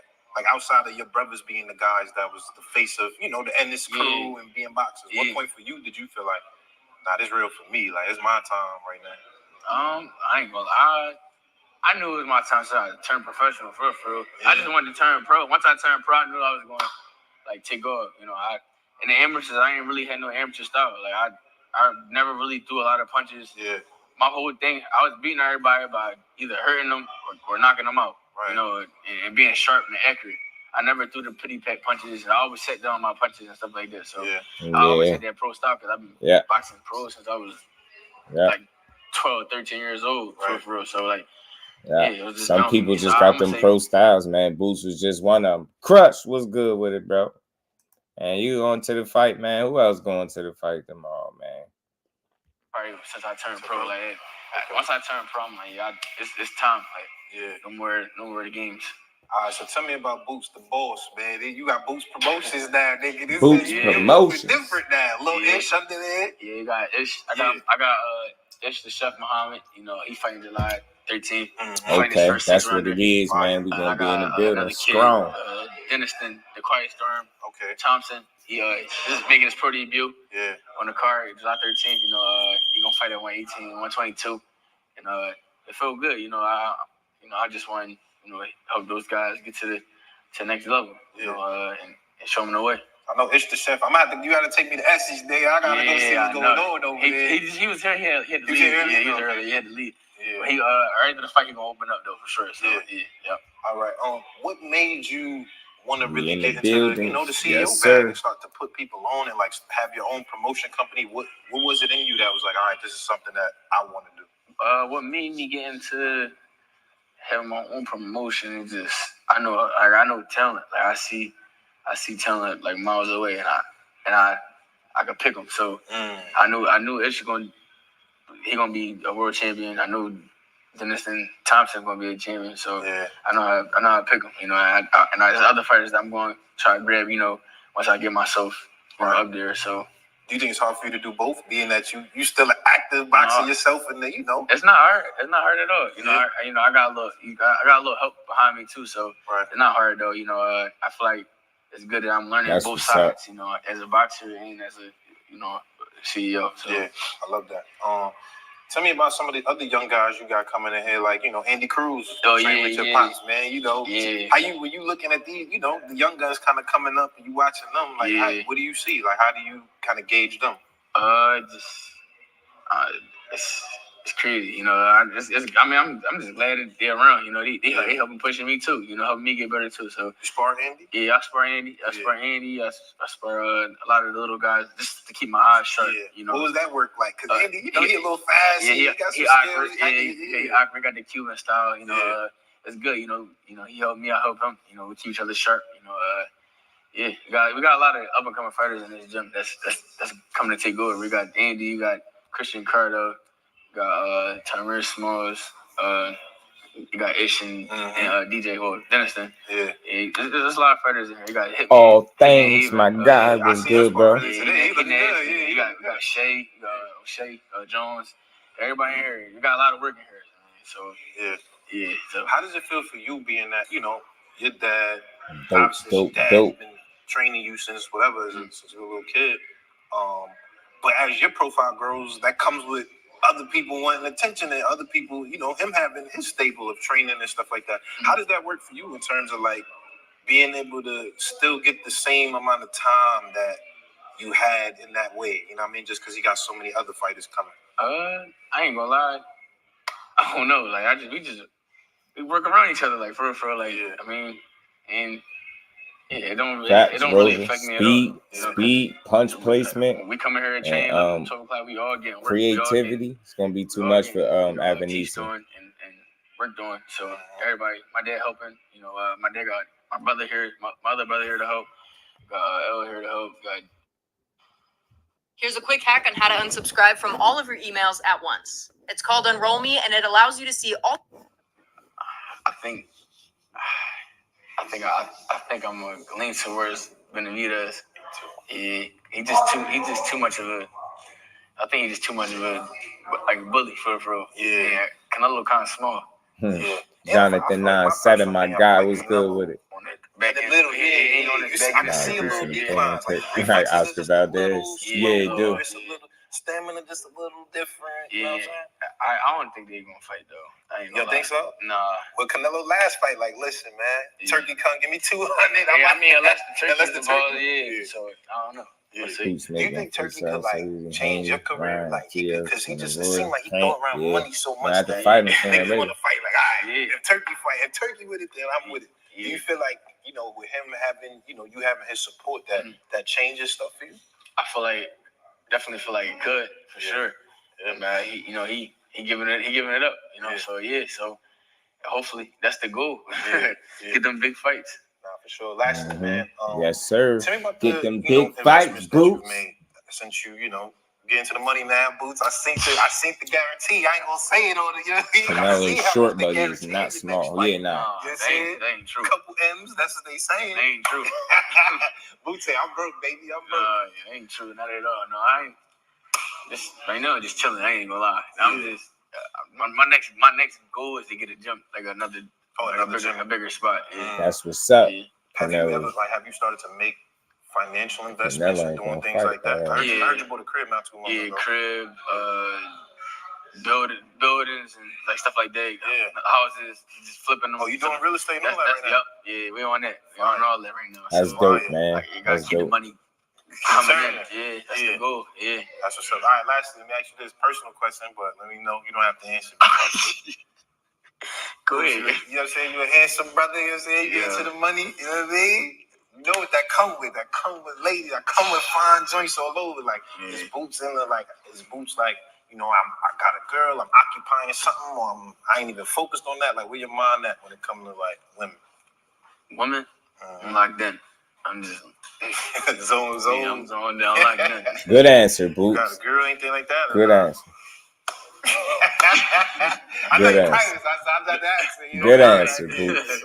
Yo, listen, man, I'm gonna be there July 13th. I'm really excited to see how the next portion of your career unfolds, because this is the exciting part to me. Like, all right, this the big one. Yeah, this the one. You know what I'm saying? Let's go, Boots. Let's go, Boots. Hope y'all enjoyed this episode. I got my man Jaron Boots in this. It's always a good episode with my guy Najee from Cigar Talk. Always a great work, man. Salute to everybody staying here to listen to that, man. That was another good one, man. And it's Boots week, so I had to play that, man. You know, salute to my guy Boots, man. Coming to kick some ass tomorrow. His man Ish on the car, he coming to kick some ass. Ish gonna come in and chef something up tomorrow. Avanesyan going down. Khalil Hackett about to beat up Pete Dobson. You know what I mean? Scott Nicholson probably gonna get that dub. Khalil Cole, you know what I mean? About to handle business tomorrow. Good card, man. Good card. Fun event, man. And we're gonna be looking out for Tevin Farmer as well. And another fight I was supposed to be for tomorrow. Dirk Banks was good with it. Boots Air starts tomorrow. You know it, Dirk. You know it. Cole's underrated. Absolutely is, Roja. I can't wait to see him back. Hopefully I can get him on here. I told him I'd be in the building to see him, man. He responded. So hopefully we can make that Jersey connection, man. Get him up here after he go get this dub, you know. But another fight that was supposed to take place, or a fighter, you know, Johnnebeck was supposed to be fighting, and he was forced to withdraw. You know what I mean? And this dude, you know, from dehydration, you know what I mean? And Marquise Taylor called him out. He said when weight bullying goes wrong, boys scared to fight at the actual weight. You know what I mean? He said I make 160 without having to strip all my clothes off. And I've been, what did he say down here? Let me take this off. He said, and I've been calling this scrub out. Y'all go flood this post and let them know I'm ready for my world title shot. And I did that for Marquise Taylor. Marquise Taylor want that smoke, man. He said, Johnnebeck out here trying to weight bully. I said this before, man. That's not a good sign. All that you weight cutting and then you dehydrated, being forced to withdraw from fights because of weight cuts. You clearly need to go up, man. That's what's going on.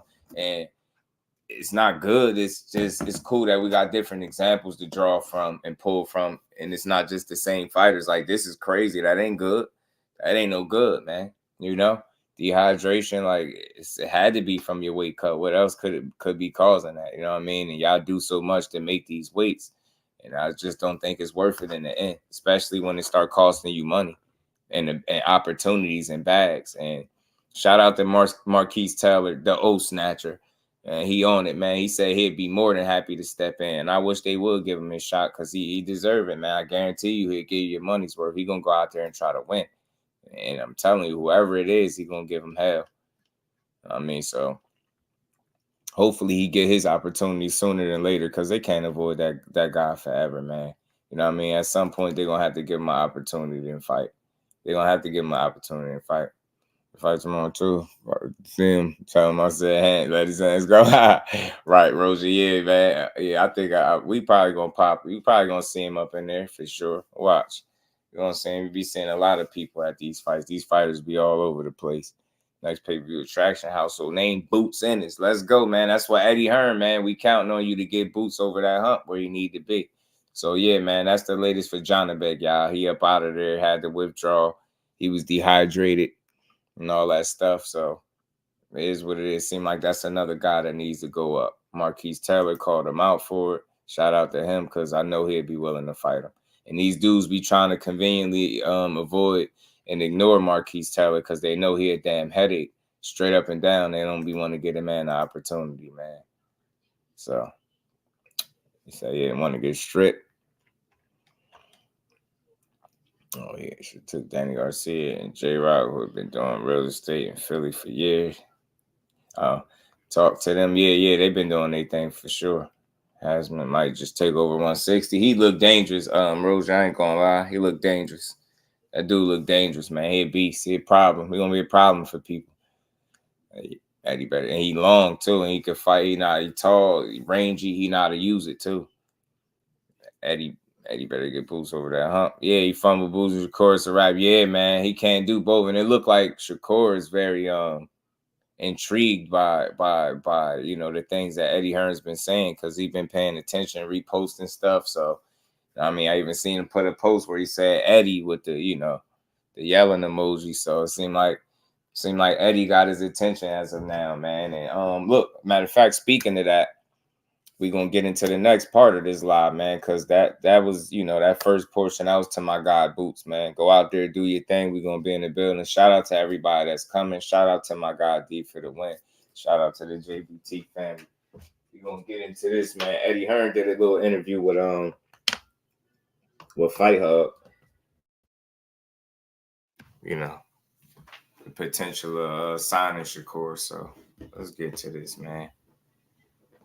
Let's get to this, man. I like what he was saying, man. And again, talk is cheap. You still got to deliver, but at least he's somewhat sounding like his mind is in the right place, right? And that's important, man. Because these dudes got to deliver, man. You can't get these fighters over there on your platform and don't get them no opportunities, bro. Like it sound good. The things he's saying, it sound real, positive, should I say? But if he can actually get those things to happen, then it would be all good. So he fake passing out so he didn't have to go to the scale and be stripped. Wow. That's crazy. Crazy work, man. Crazy work because he probably knew he was overweight. Man, he probably knew he was overweight. Man. So did I see the thing on Twitter? Yeah, well, you know what? Real quick, pit stop. Before I get to this Eddie Hearn interview, let me play this because Tony mentioned it, man. With this Ryan Garcia character. I'm going to be brief with him, though, y'all. Hi, everybody. I came on here just to express my actions for the last couple of months. And I'm sorry for how long it took for me to make this video. I woke up the next morning regretting everything I did and everything I said about Andrea. And I came on here just to say I'm sorry. Andrea, you're the mother of my children and somebody that I will always have love and respect for. You grew up me and you see me at my best, and now you're seeing me at my worst. Andrea and everybody knows I have a lot going on right now, but I finally decided to get some help. I lost everything in the past couple of weeks, my boxing career and just so much other things. And I hurt Andrea, I hurt you, and I hurt our kids, I hurt everybody around me for my actions. And I'm sorry because I know our kids are gonna watch these when they get older, and I'm so sorry. I mean, I lost everything, I lost the one thing I ever loved. And I knew, and who knew me the most? Andrea knows me the most, and I'm sorry, Andrea. I feel bad. I retract all my statements about her. She never stole money from me. She never did anything wrong by me. She never cheated on me. We weren't together, so right there, she's not a cheater. She's a great woman. But saying that, I finally decided to get some help. I'm going to rehab, and in the next couple of months, you're going to see a change. you're gonna see a change. I gotta handle some things, but after that, yeah, I'm going to check myself into rehab and get better, and hopefully I can return to boxing and co-parenting with the two of the most important people in my life. You know, Drea, Henry, and Bella. I love you guys so much. Again, Andrea, I'm so sorry from the bottom of my heart. I love you. I love you so much. And can't wait to see you again.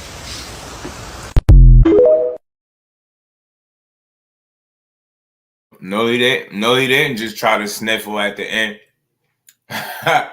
No, he didn't. Did y'all peep it?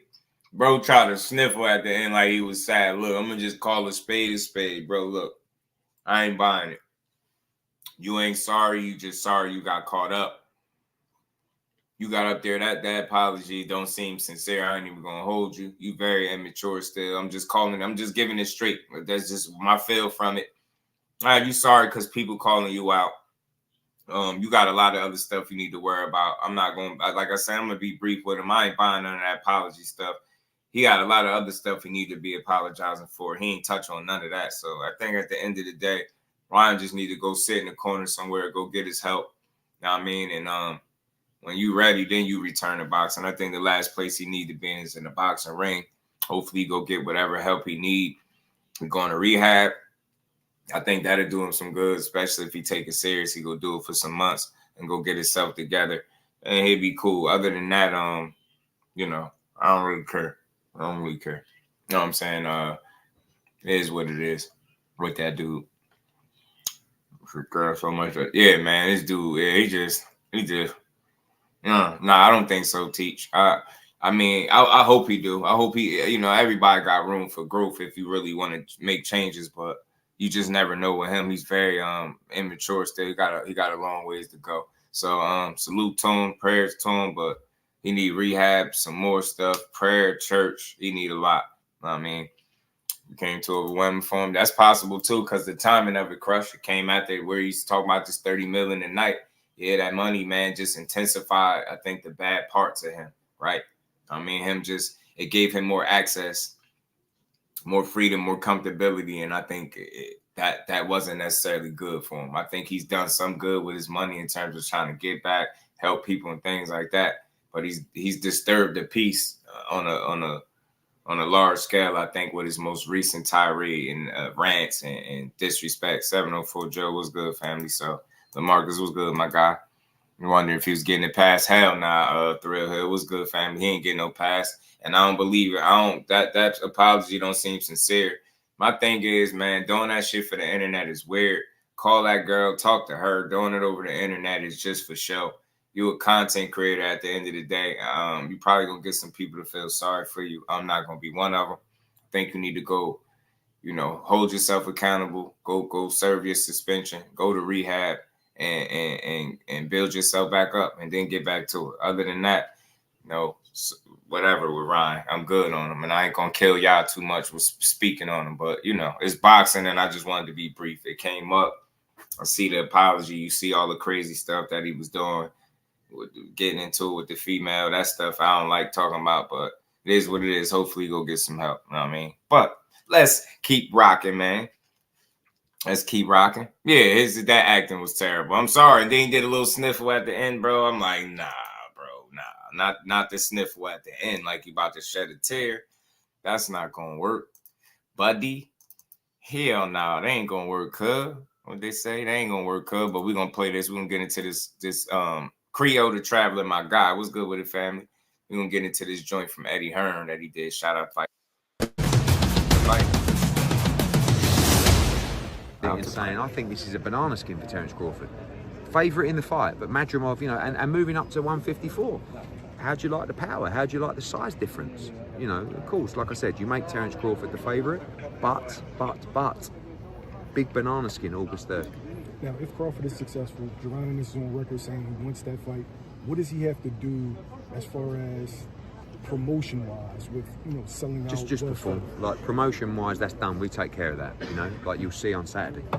But performance, you know, if he goes in on Saturday, doesn't perform, squeaks out a victory, not big problem, but big disappointment. If he goes in, looks sensational, knocks out Avanesyan inside 4 rounds, the place goes nuts.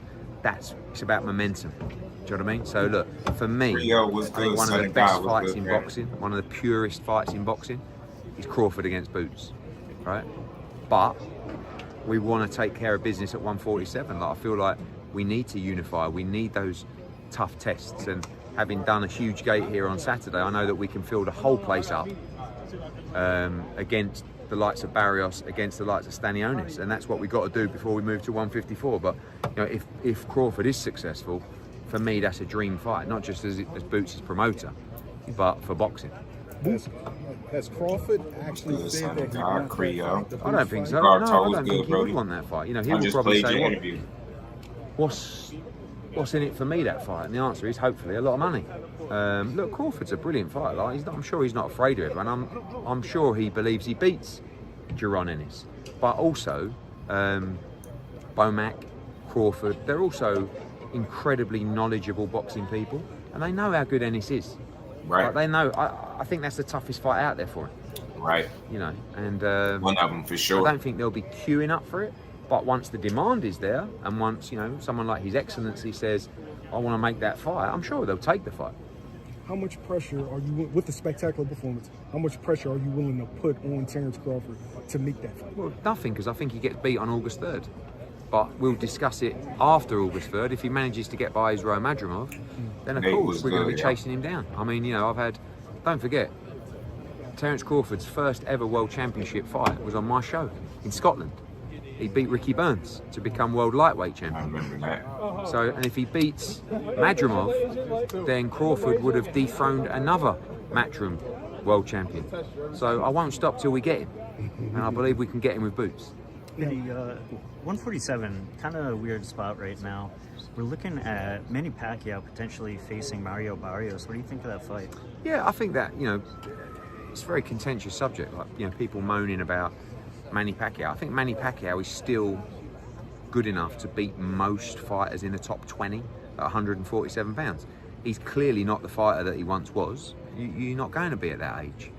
My problem is that he's been inactive for quite a long time. Like, we were talking about fighting him with Conor Benn maybe 6 months ago or a year, and every month or 3 months or 6 months that passes, you do become a lot older. So, you know, I guess there's 2 questions. One is, should he be fighting again? And at the end of the day, if he's good enough to beat everybody outside of the top 20 in the world, then why not? But should he be fighting for the world title? I guess that's another question. In the commercial world of boxing, the answer is yeah, probably. In the ratings world and activity world, the answer is probably not. Do you think it's strange that he's coming off the couch? Yeah, Pacquiao is just too old, I think, right now. I think it'd be an extremely dangerous fight. And Barrios, tall, long guy, like, and he's going to be coming to fight. 12-3s was good. Left side is the creative side. He said Madrimov was going to be Bud, and he said he won't stop until he gets Bud and then Boots. Right. He ain't even thinking about what he's saying, Teach. I ain't even thinking about it. But Madrimov looks solid, man. He look like he ready to go. But Bud, skills, man. Skills win the fights, man. Skills pay the bills, man. Yeah, if Eddie don't know, because basically you saying you gonna get Bud gonna take an L, then you basically ain't gonna, know what I mean? You still gonna push for that fight. And I don't know why they feel like they could control what Bud Crawford is gonna do. That fight, he ain't going back down to 47. I just don't see that. So I think all that Bud talk is just to get people, you know, paying attention. But I just don't see you being able to make that fight, because where's it going to happen at? Unless you going to influence Boots to go up to 54 to get it. Getting a title fight like that? I think when you've achieved what he's achieved, you've always got the right to do things a little bit different what's good, family? To others. And with all due respect, Barrios is not Boots, and Barrios is not Crawford.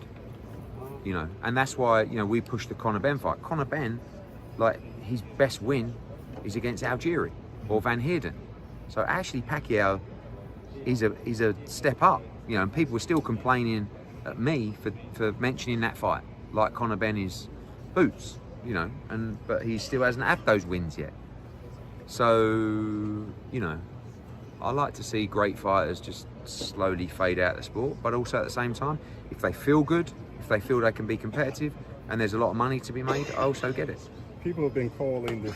Yeah, I think Turkey might be the one that might have the type of bag, maybe from what it sounds like, that Crawford would be interested in, and I would love to know what kind of fights they gonna be looking to try to make. I did have to play the interview the other day from I think it was Mike Coppinger talking about Canelo possibly fighting later than September 14th and fighting maybe like a tune-up type of fight in preparation for a Terrence Crawford fight. Now that's something that he said, but I don't know how solid that is, but he definitely said it. That's what's going on behind the scenes. So we have to see how all this shake out. But I think Crawford just wants them bigger opportunities, or definitely for belts. And I think 147 is kind of behind him. I think the thing is with Madrimov, right? Because think about it. Remember, they was gonna try to go to Fundora route, but obviously Fundora, they was trying to lock in Fundora and Spence. And I know Crawford was saying the only opportunities he want is either something with a title or the money, obviously. And I think he getting some of both, just dealing with Turkey. And then you fight Madrimov, put you in position to win the title and get right. You know what I mean? You could potentially chase down Undisputed again for your third weight class. So I think it's a lane and an opening over there for him to be on the better side of some history again.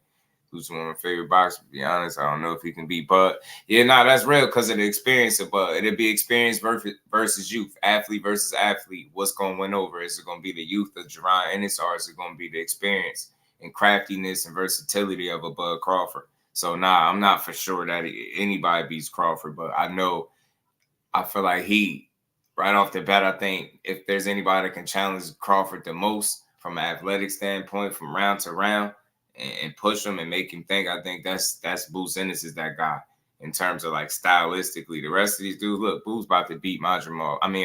Crawford about to beat Madrimov, in my opinion. I don't think it's supposed to be easy saying he's going to just walk through him, but he's going to handle business, man.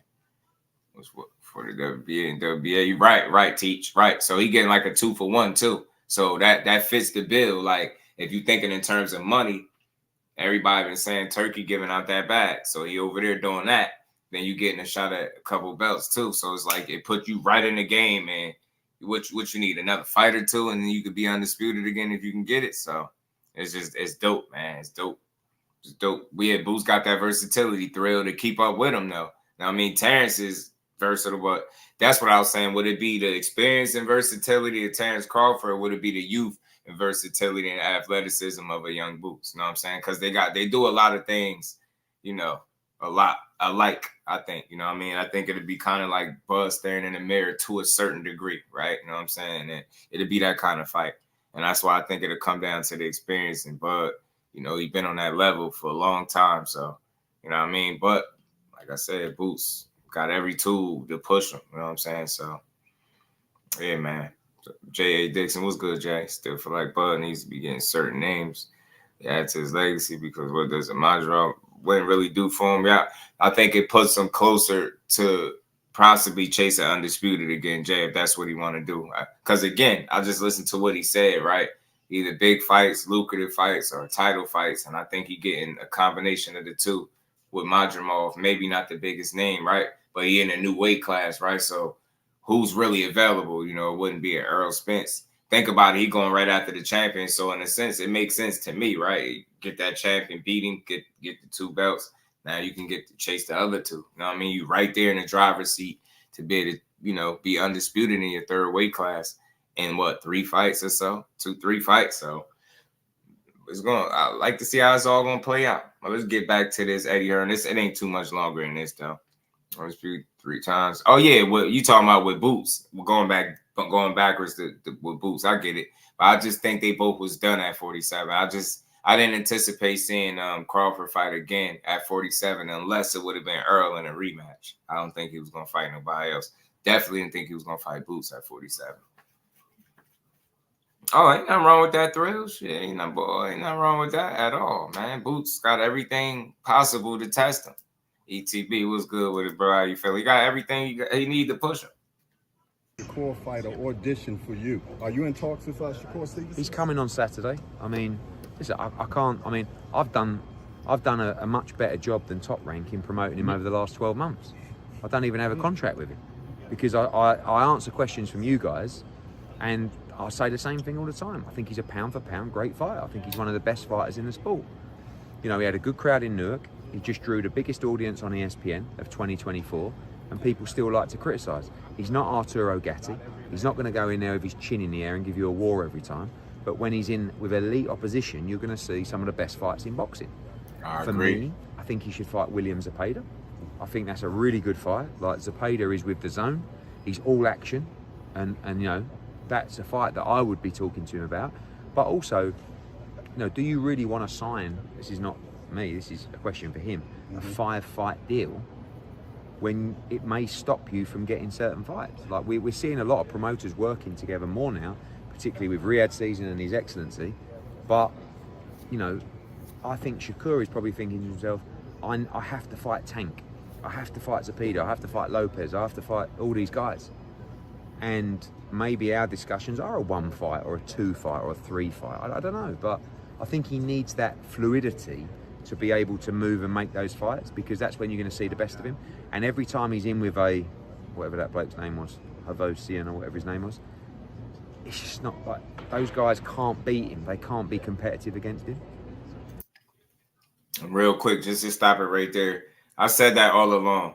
That's going to be one of the issues too, especially with a style like that. Anything less than stellar opposition, it leaves way too much room for people to complain, especially given his style and his temperament, right? You know, it's only in sports and specifically with boxing and certain fan bases and the way we do our fighters, we ask them to be somebody that they're not, you know what I'm saying? But any other, you know, UK fighters don't tell their fighters to go out there and be somebody they're not. Only with our, you know, we do our fighters like that. But again, when you are A-level talent, that's the type of opposition you need to be in there with, or as close to it as you could get. I think anything less is selling not only the fighters short, but the fans as well.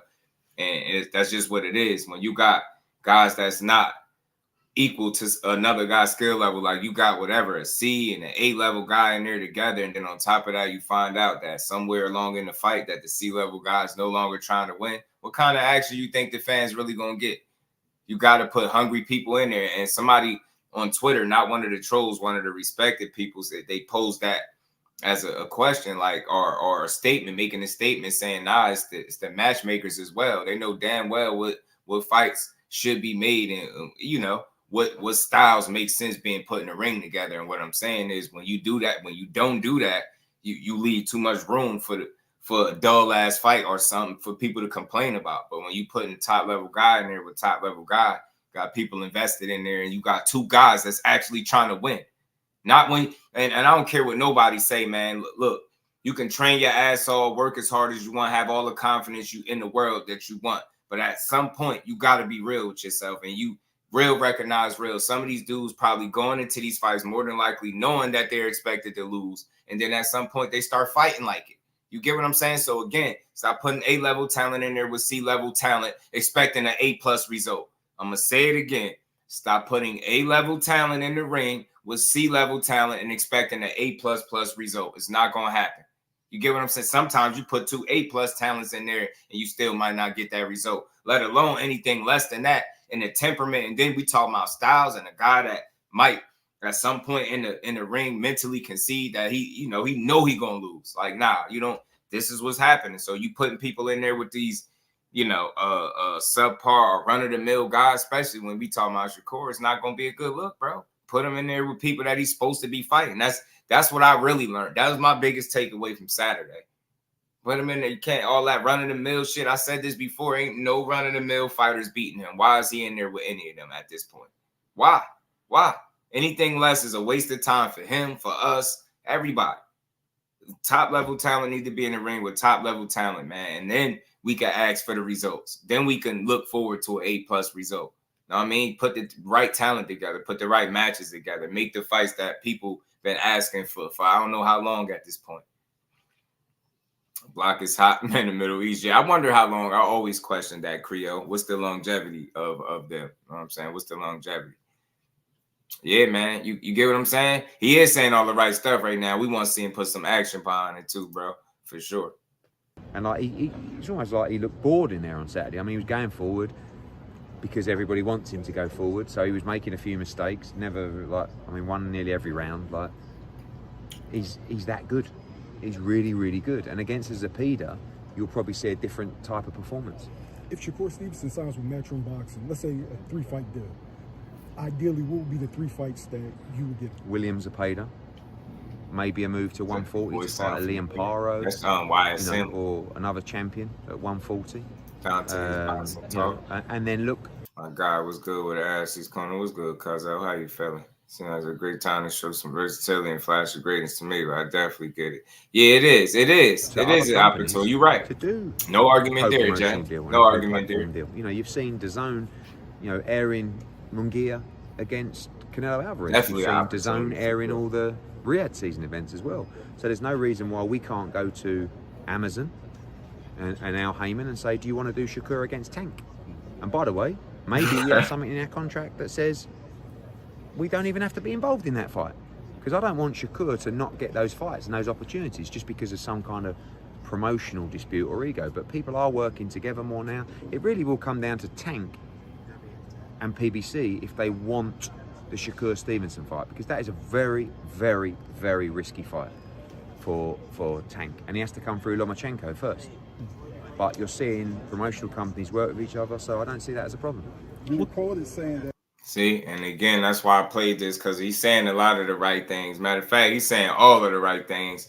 And I ain't gonna get too excited by words, because we heard this song and dance before. We heard it from different promoters, but so far it's just good to hear him. At least his mind sound like it's in the right space.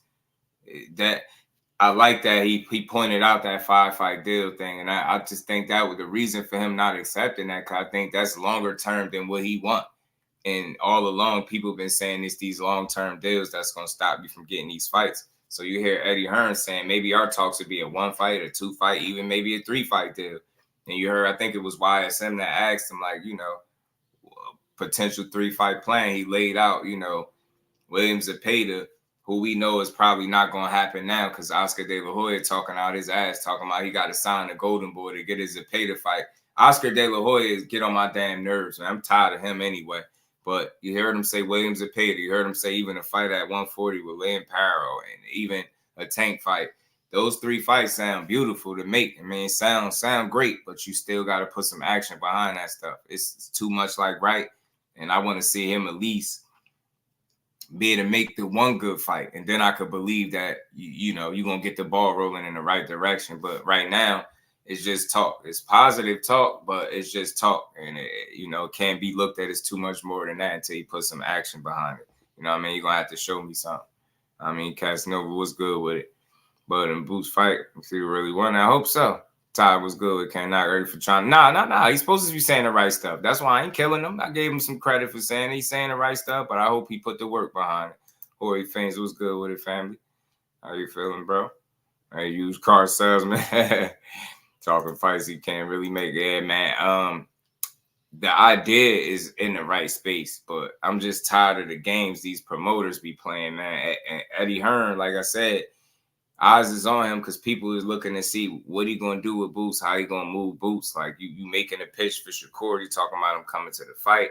He look like he interested in whatever it is you selling over there. So it's gonna be eyes on him to get these fighters, not just get them on the stable and sign them, but get them the right opportunities, man. So we're gonna see. Don, what's good with it? Yeah, Keyshawn want to fight Frank. I love it. I love it too. I do. Different than these other scumbag promoters, and Crawford had to sign the PBC to get Spence. Didn't Haney have to sign with Bob to get Lomachenko? Nah, the point is, ain't nobody going over there just for that fight, man. And that ain't even on that level, them fights to me. You know what I mean? Crawford and Spence, like, I don't think that their fight is on that level. You know what I mean? And I ain't saying he doing nothing different, but he playing games because before it was, Shakur Stevenson, give us a call. Why I'm saying Oscar is being a clown, because he kind of trying to use the situation now to kind of make a pitch. And I think it's distasteful because this wasn't the case 2 or 3 fights ago when you kept making it seem like you was going to make Shakur and Zepeda. Now it's all of a sudden, now you got to sign over here or they won't fight you, man. What the hell was Zepeda then? Let him just keep beating up people he's supposed to beat and clout chasing all people's names that he don't want to fight. And again, I don't think it's Zepeda. Let me be clear. I think it's Oscar De La Hoya making his fighter look crazy playing these games. Like, I think Zepeda will fight. I just think Oscar. The last place I want to see Shakur is on some damn Golden Boy. Yeah, right. You know what I mean? The hell out of here.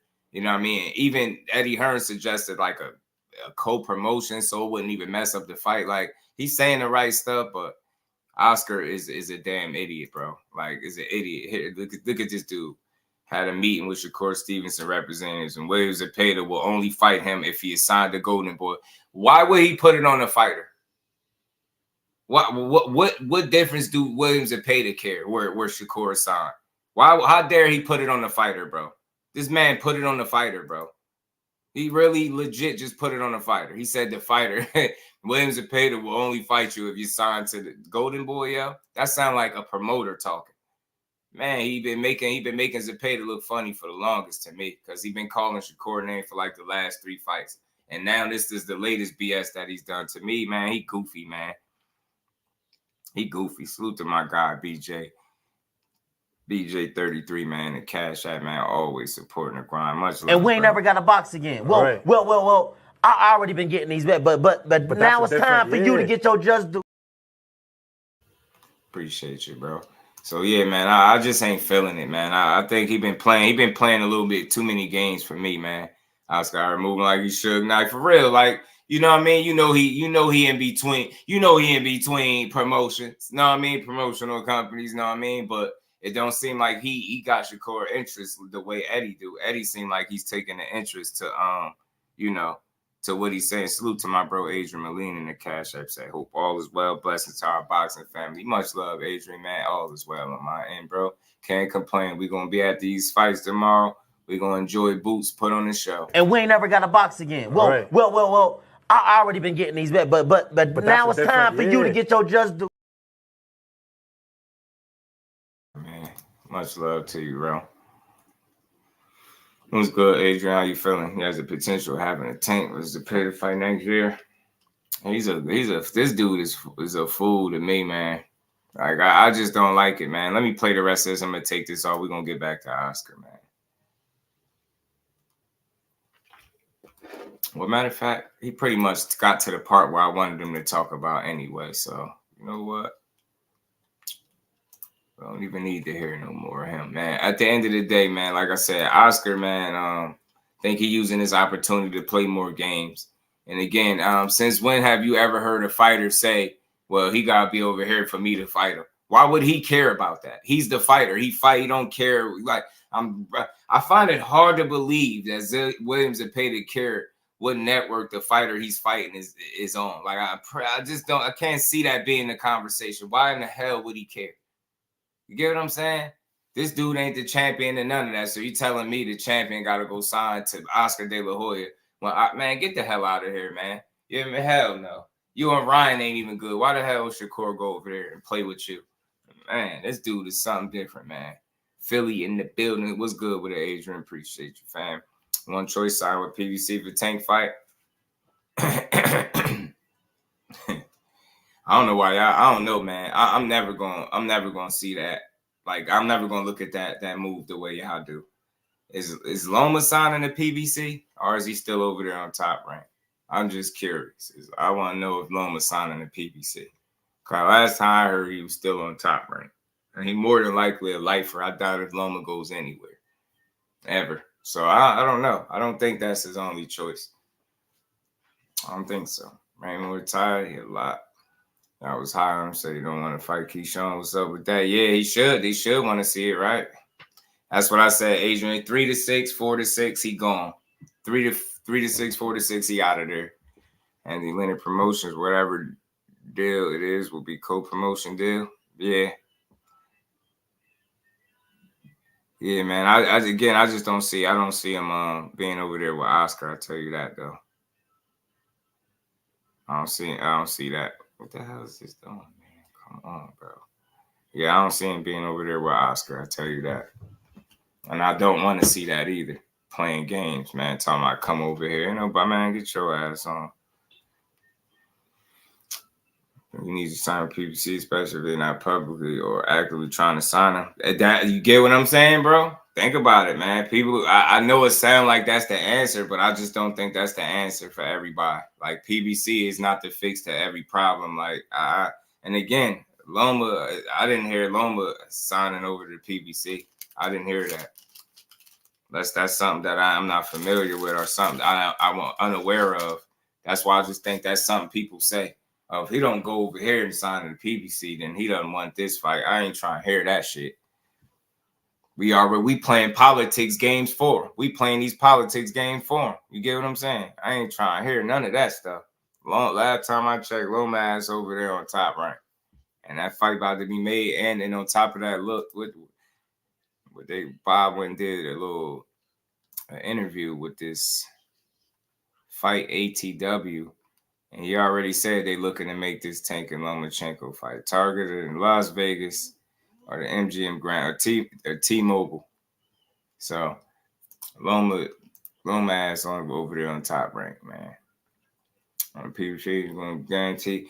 I don't know, but I just don't see why you got to do that, man. You got to think. I think of longevity in people's careers, right? I think longer than just one fight. Everybody just keep thinking like one fight in PBC, and I ain't heard PBC, no mentions of him even going that. You know, who knows if they even have interest in him, right? And then the problem with them is, you know, activity for these fighters. Like the thing is, you sign the PBC though, right, Ty? But when do you get the fight? What goes on while you get the fight? When do you actually get that fight? You go over there and do exactly what? You get what I'm saying? It sounds like a quick fix, but what happens then? When do you get it? You just go over there and just sit and wait? Like, it's crazy. Like, you shouldn't have to do that. Like, a fight should be able to be made no matter where you at, in my opinion. That's how I feel. And I hate these promoters even trying to play these sides of the streets. Dudes should be able to fight wherever they at. That's how I be feeling. You know what I'm saying? But we all know politics. You know what I'm saying? And how it goes. So, I don't know. But you did. And then you heard Eddie Hearn talking about what being willing to co-promote. I like that, man. I like what he was saying in this little clip right here. Yeah, he keeps saying Carl Al. Yeah. Right.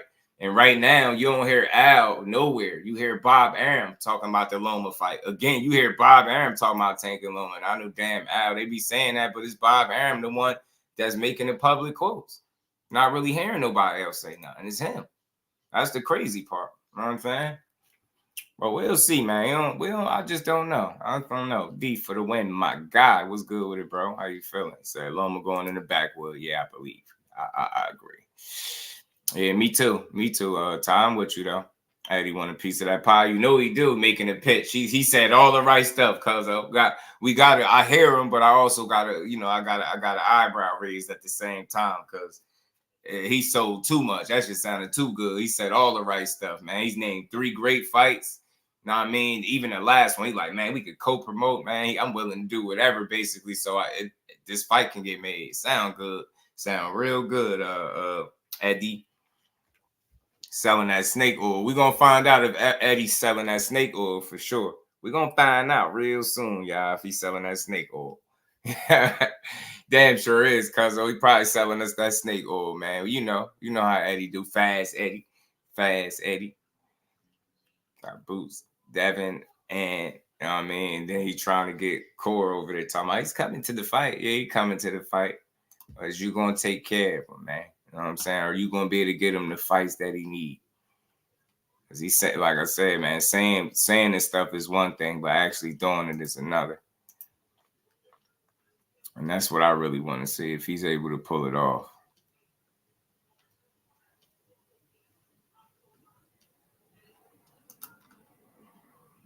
I'm just not too confident he can. GTG. Feeling like a 3-fight deal with Money Mayweather. That's just scary, man, over there, man. Only reason I feel so funny about that, Val, because the roster, like, I've never seen somebody lose that many fighters like that. And it's a lot of different talent, from the Hitchens to the Hacketts.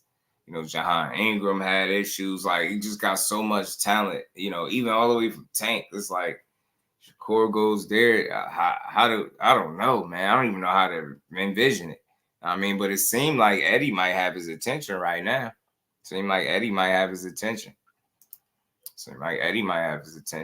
Yeah, I don't trust Eddie. Yeah, it sounded too good, Dante. That's why I'm feeling like, split down the middle on it.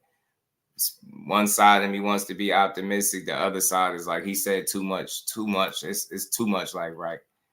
Al Money, appreciate you in the super chat, family. And we ain't never got a box again. Well, Right. well. I already been getting these bet, but now it's time for you to get your just do. Right, you better get Shakur make a Tevin Farmer fight, man. He do that, Cuzzo, we gonna jump him.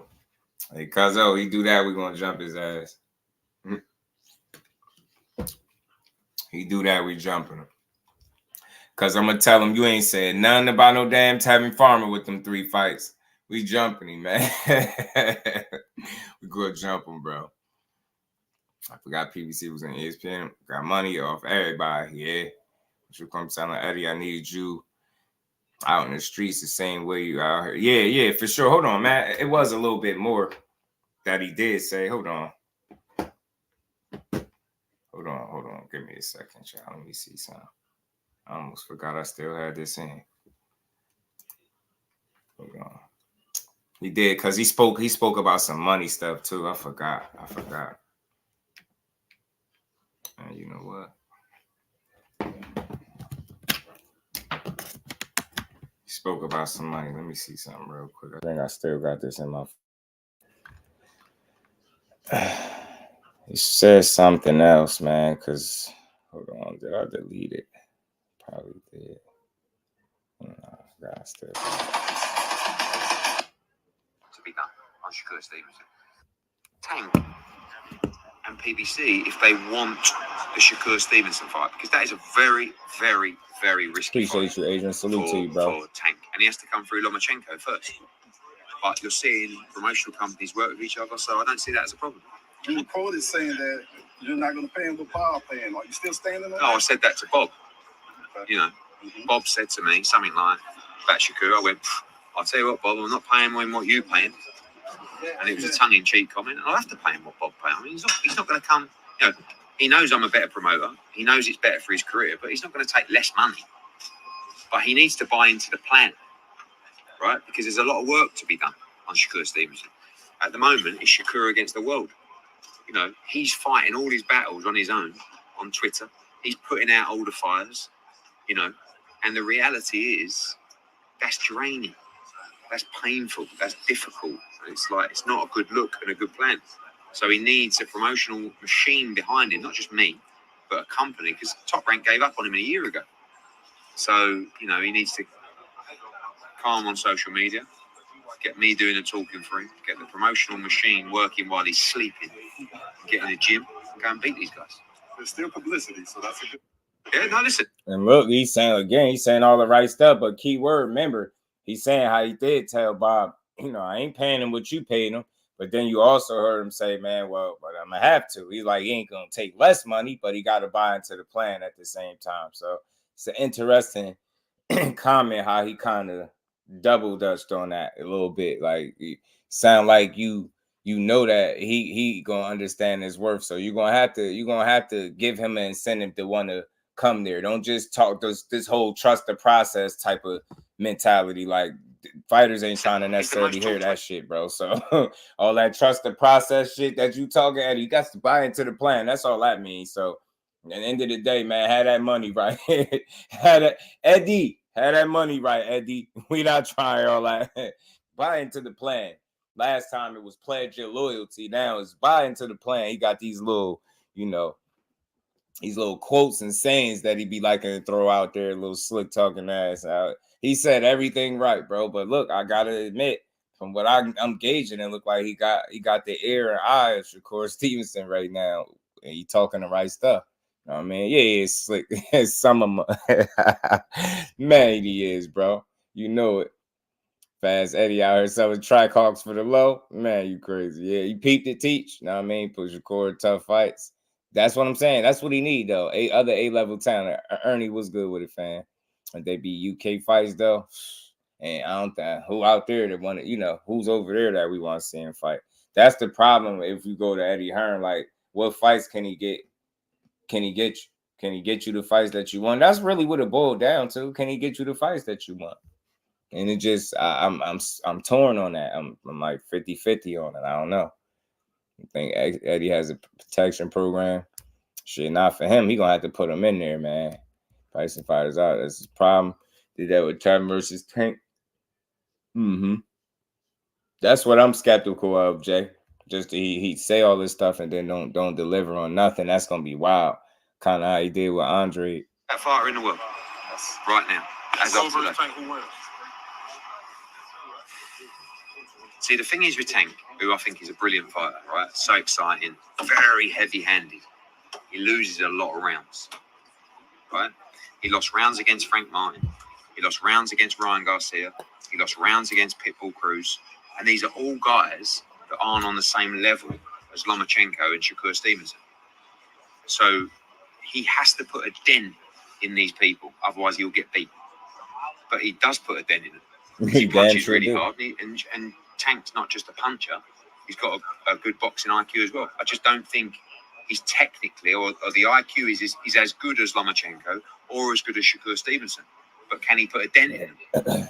Because I promise you this, if he don't stop these people, he will be behind at nearly every junction of those fights, Lomachenko included. I think he stops Lomachenko, but he'll be behind. Do you know what I mean? That's what makes him exciting. Jaron Ennis wants to unify. You want him to unify. You said the promoters are starting to work together. What order would you want those fights in? I like the Barrios fight because I think, Mexican comes to fight. Stanionis doesn't quite have the profile. But again, like after what you'll see on Saturday, if the performance is great, we know that we can fill it. But all these guys, it's gone from 147 with a load of high-profile champions to really Boots is their payday. Like, what are the other paydays for Barrios? Maybe Pacquiao, but who even knows that'll happen? And Stanionis. There's no paydays out there because there's no big names at 147. Jaron Ennis is the big name at 147. He's the big draw at 147. So we've got to get the money together to bring them to Philadelphia. If you can't get a unification bout, there's a bout with Conor then. Maybe in South for sure. Sense. Yeah, I mean, in London, Conor's going to want to change for the world title, and we don't rule that out. Saturday. Eddie, can you give a little insight on what kind of deal you're going to offer Shakur? No. Could be one fight, Are you could serious? be 3 fights, could be 10 fights. We'll have to see. Not even a discussion yet. You know damn well you ain't offering no damn 10 fights, bro. If you just said that he wouldn't want to take a 5-fight deal, why the hell would he want to take 10 fights with you, idiot? So that's how dudes just be talking. But he tried it though. Did you really expect him to tell you? Shout out to YSM too, man, and Fight Hub, man. That was Fight Hub, but that was YSM asking them good questions. That was definitely YSM. I heard his voice. Shout out to him. But yeah, man. Look, he said a lot of good stuff there, man. It sounded good. He even said some fights for Boots as well. Somebody that he got, he liked the Barrios fight. Stanionis don't quite have a profile. But it's another fighter he'd be looking at.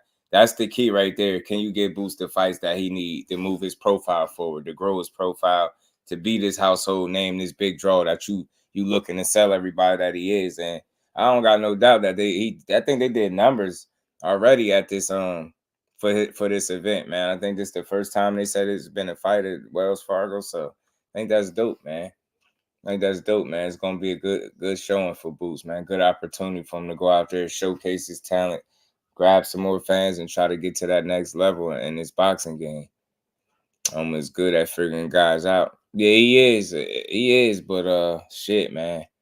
He's just, let's see how he deal with it. I can't wait to see it, man. Bob Barron was talking something about November or something, possibly. Let's see it. Yeah, you notice how when you speak about the rounds that he lose, you kind of gotta like string fights together. Yeah, he lost rounds in this fight and that fight.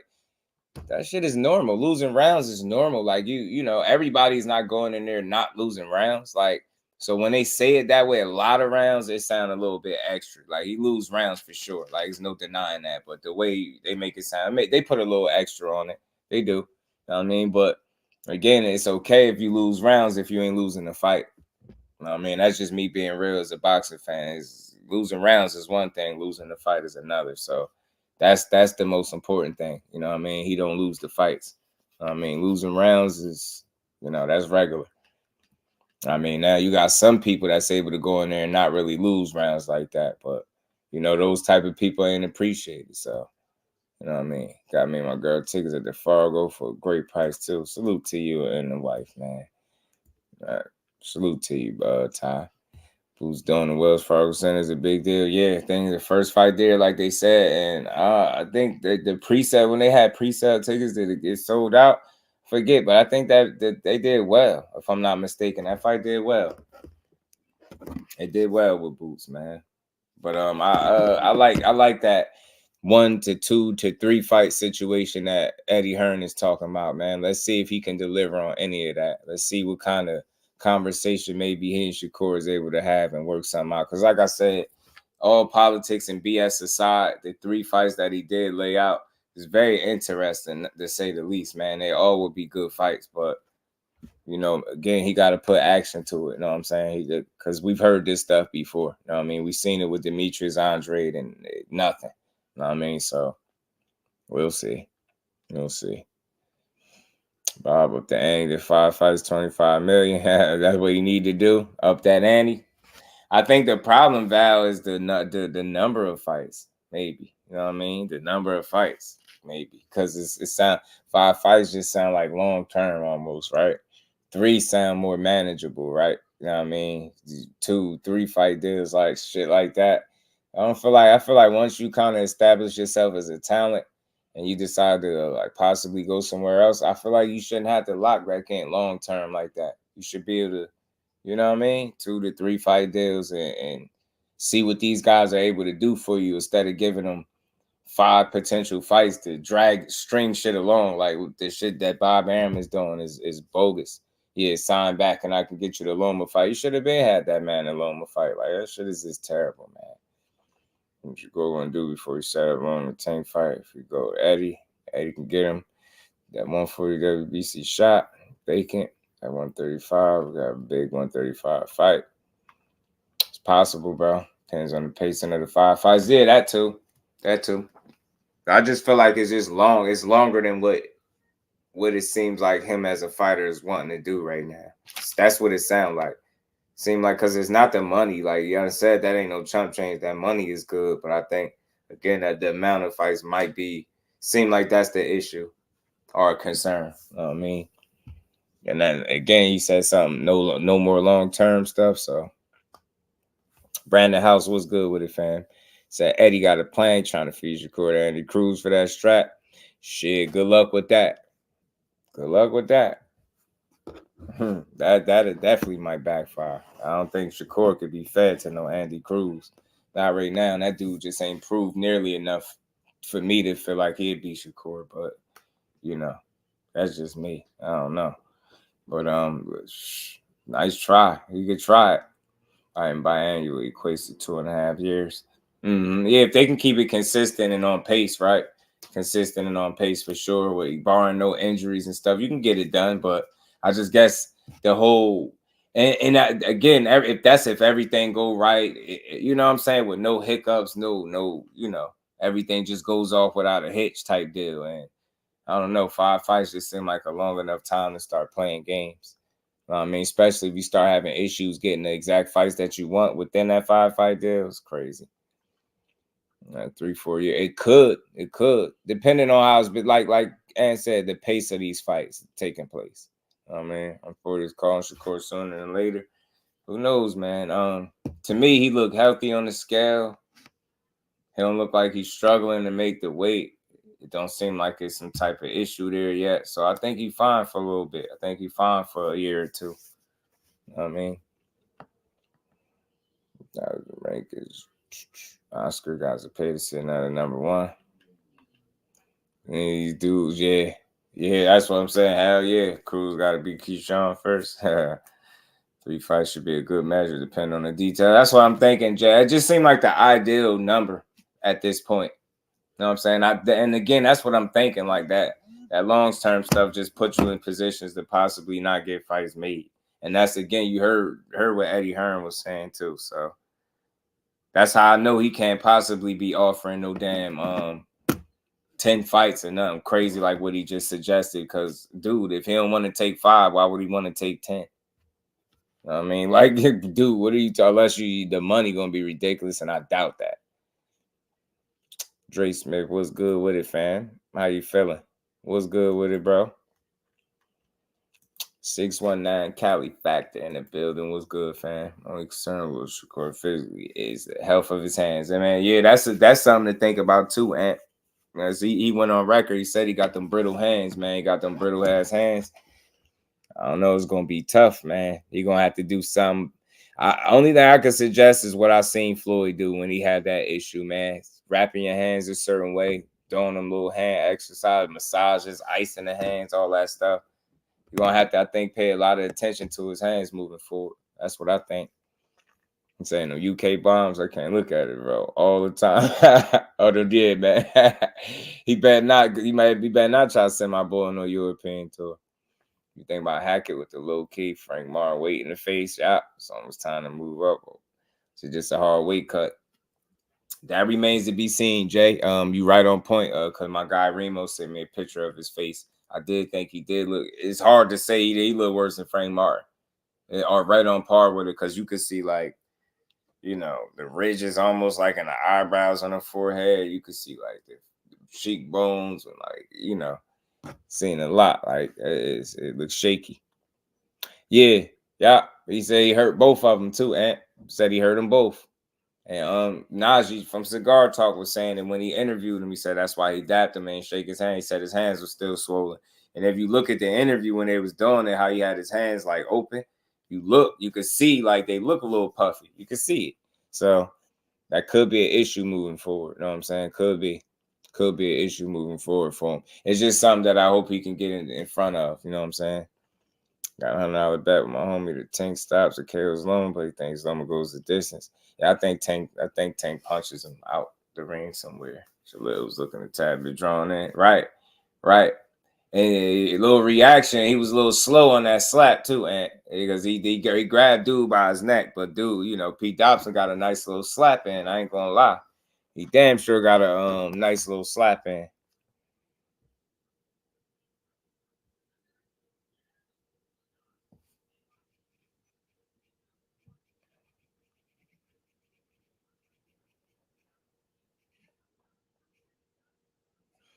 Not bad. Said Liam McLiam is next for boots. Right.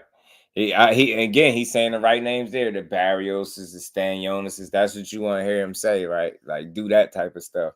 Those are the fights that Boots need to grow his profile. The ones that's going to allow him to snatch up belts. Because, again, I know a lot of people only looking at it one way, and they looking at the glass half empty. They're looking at it as there's no real big names for Boots, so why not just move up? But I'm looking at it like, I think one way he could counter that, not having those marquee names, is if he's able to unify and have belts and bring more interest to his name. He starts racking up them belts.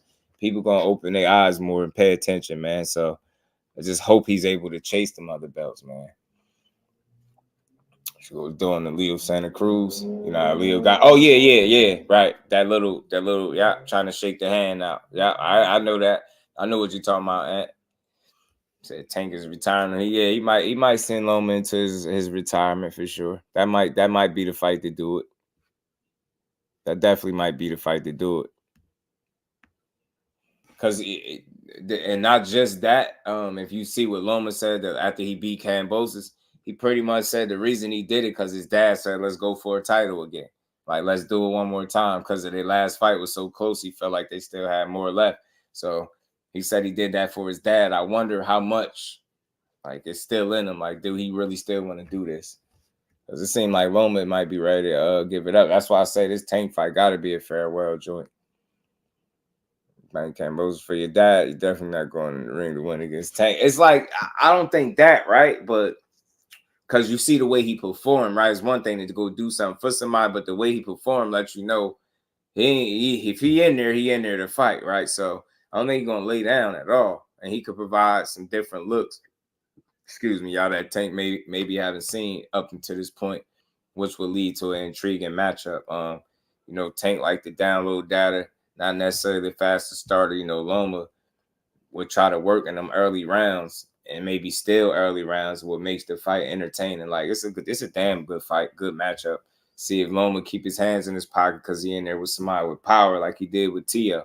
You know, even though he said it was the shoulder, but, you know, we'll see. We'll see. Want Boots to collect all belts at 147. That's what he want. I want that for him, too. Boots to fight Blair when he came in his fight and called him out. Yeah, I think he should have made an example out of him. Said a no-nonsense tone. Yeah, he should have.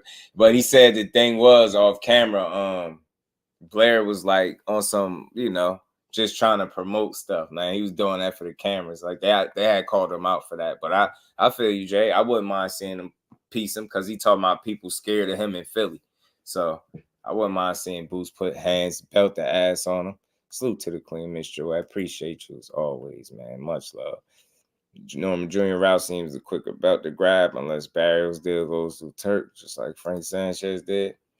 Possible. Don't mess with Texas. What up, man?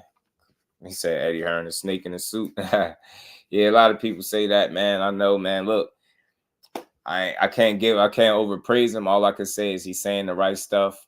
That's part of it now. And that's a very small part of it. Now is you gotta put actions behind it. You gotta put some actions behind his words, man. You know? I mean, I can't knock him. Listen, make the fights and I believe you. You know what I'm saying? Make the fights and we'll believe you. Make the damn fights and we will believe you, man. Simple and plain. Right hands go against Hambosis, nowhere close. Right hand go against Tank. Yeah, that I know, but my thing is, you've never seen Loma in a fight where he didn't fight. And, you know, outside of that one situation, obviously, where he said his shoulder was bad with the Tio fight. But even that, he made that a hell of a fight down the stretch of it, down the back half of it. So that's the thing for me. You never seen him lay down in any fight. So that's all I'm saying. He'll give anybody a run for their money still at this point, Lomachenko. Now, will he win? That's another thing. But, you know, still want to see these fights. They still good fights to be made. You know what I'm saying? I mean, fighters air out grievances. Yeah, they not too much, man. Not too much. That's a good point, not too much. Not too much. Not too much. Yeah, you don't hear nobody going out there complaining too tough about Eddie. That is a good point. Because a lot of times, you know, the people, it'd be us. We be more mad than the fighters be. And I think that's very telling. So if these fighters ain't as pissed off, maybe he doing some good for these dudes' careers. You know what I'm saying? Gotta be some good he's doing for people if they ain't, you know, everybody ain't running around disgruntled from dealing with him.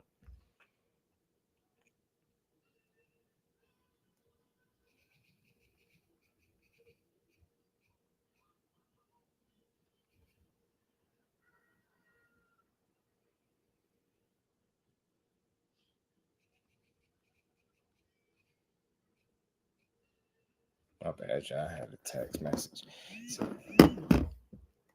Said this Eddie need Boots to show out so he can carry that to Turkey, hoping he invites him over to unification. I mean, you did hear him speak a little bit about performing, and that's what he wants. He said it won't be too much of a problem, but obviously you definitely want to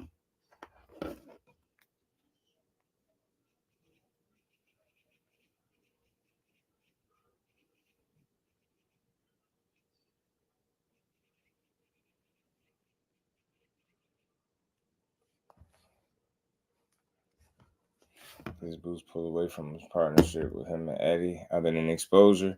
That remains to be seen, right? If you know, going to Eddie is because look, he said some of the things that he felt like Eddie is providing him, right? Eddie is more of a mouthpiece for him and a promotional tool where he ain't got to go outside himself and do a whole bunch of talking.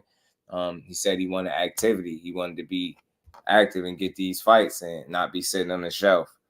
He wanted unifications. You hear Eddie mentioning some good fights, but it remains to be seen if he's going to be able to get him those fights, right?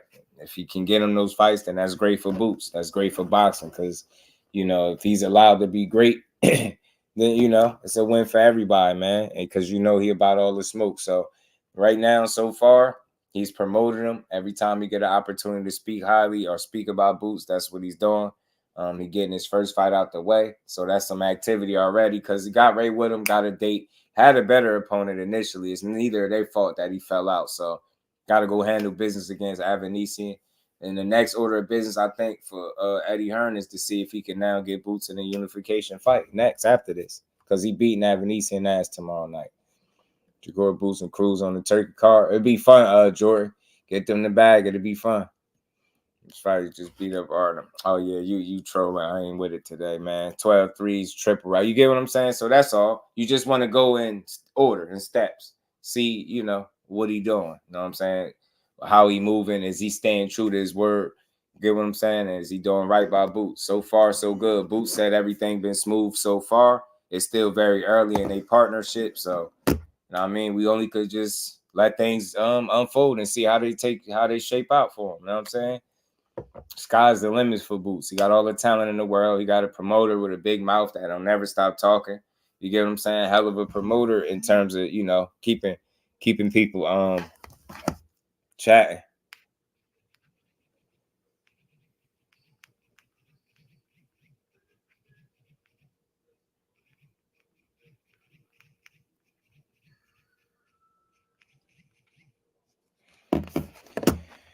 He fought everyone in between the two of them. They just stick up the gym. So after this deal, should he be unifying, right? Or you see after this fight? Now I think that 12. I think if Eddie Hearn is staying true and delivering, I think that's the option, right? I think it's unifications because anything less, this is already not one. This is a title defense, which is fine, right? But anything less than unifications at this point, it's kind of like, what are we doing? Get what I'm saying? Because he already, just think about this. He already don't have the big crazy names that's down there. So the only way you can kind of counter that, right, is if you're getting them the unifications that at least that keeps him happy, right? I don't think Boots is looking at 147 like, yo, it ain't no big names for me to fight, no big crazy legacy fights. I feel like as long as he's able to chase titles, he's fine because that's his goal. He want to be undisputed at 147. And like I said, he's been so patient with having to wait for the top two guys to sort it out so long, in fact, that he ain't get a shot at neither one of them at the weight class. So now he's sitting there with a title. Why should he go up there trying to chase them if 147 is wide open for him to at least attempt to chase his goal? So I know it's politics. I know the belts scattered. Let's see if he's able to track these belts down one by one. Let's see. He got one. There's 3 more out there. Let's see if he can get them. You know what I'm saying? I'm hopeful that he can, but I ain't going to be gutted for him if he can't. You know what I mean? Just move up and keep beating ass, bro. You know what I mean? So that's what I think. You know what I mean? That's what I think. That's what I think.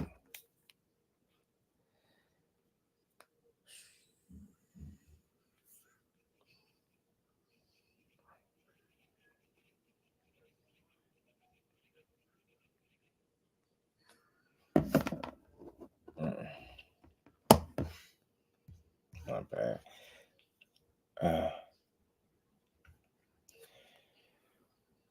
Oh man. So yeah, man, that's really it, man. Eddie Hearn just gotta deliver. That's a lot of people gonna be watching and see if he put Boots in position.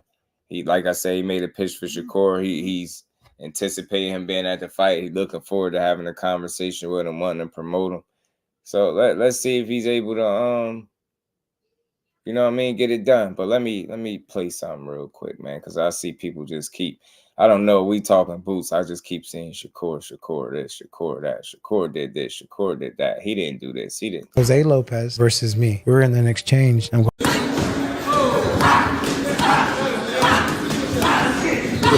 Curmel Moton, bro. Did y'all see this? And this is Mommas boy, Dennis Devin like that.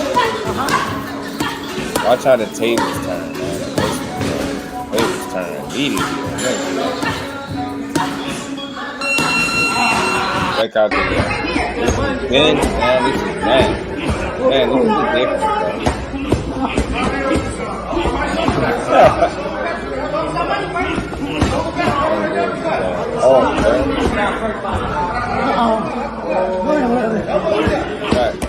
And he was on his helmet, wasn't he? Doing that to Mama's boy like that, man. He was on Mama's boy helmet, bro. Wasn't he? Sheesh, he was on that man helmet, wasn't he? Trying to take him out. Man.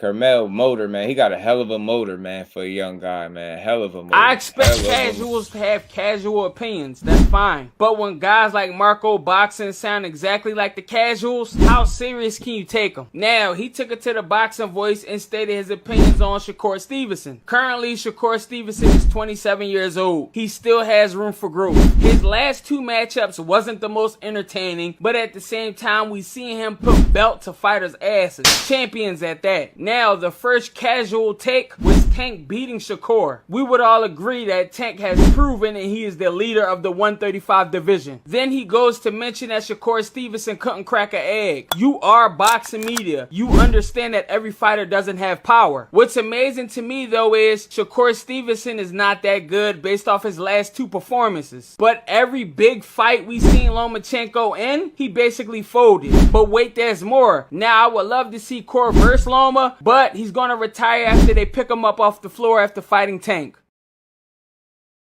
Hot takes. Shout out to Hot Takes. That wraps that up in a nutshell. You know what I mean? That pretty much says it all right there. You know what I mean? With these damn cashes. These dang on cashes. We ain't gonna be in boxing news. What's good with it, family? I'm gonna say this and I'm done with it. Y'all, you can tell the difference between people that really be watching to understand and really break it down, and people that's just looking to have an opinion, whether it's negative or just have criticism. I don't understand, and I'm gonna say this: how in the hell in boxing where you could win? This is the only one. I think this is the only sport, and you can't play it at that. It's a contact sport. You can't play as physical as it comes, where you'll see a guy win pretty much every round out of 11 out of 12 rounds. And the only thing we'll be saying at the end, he didn't knock him out. It wasn't that exciting. Oh my God, he could have did this. It's just like the world is so casual now. Even when you do a lot, you still need to do more. You'll still have people dragging it for weeks and weeks, days and days after the fight is over. Like, that's how I know. That's why I don't be wanting to hear it. Because it's like, at what point do you give some just due? At what point do you say, yeah, you still did this thing though? Never, huh? You just keep on talking about, yeah, he didn't knock him out. Yeah, he didn't do this. Yeah, he didn't do that. Yeah, tell him to let his hands go. He didn't do this. He didn't do that. Yeah, you can never make certain people happy, man. Never. Salute to you, Ernest. Appreciate you, family. I see you.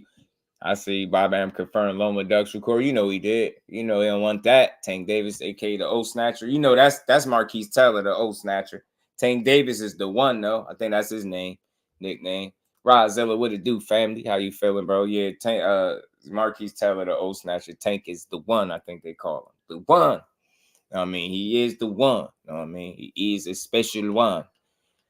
But salute to everybody in the building, man. Y'all smash the like button on this Good Friday, man. You know what I mean? Like cook for the week, man. We getting closer to this Boots fight, man. I'm glad to see this young man back in the ring so he could do his thing. You dig? So he can do his thing. You smell me. Damn. What the hell they doing up there? Breaking.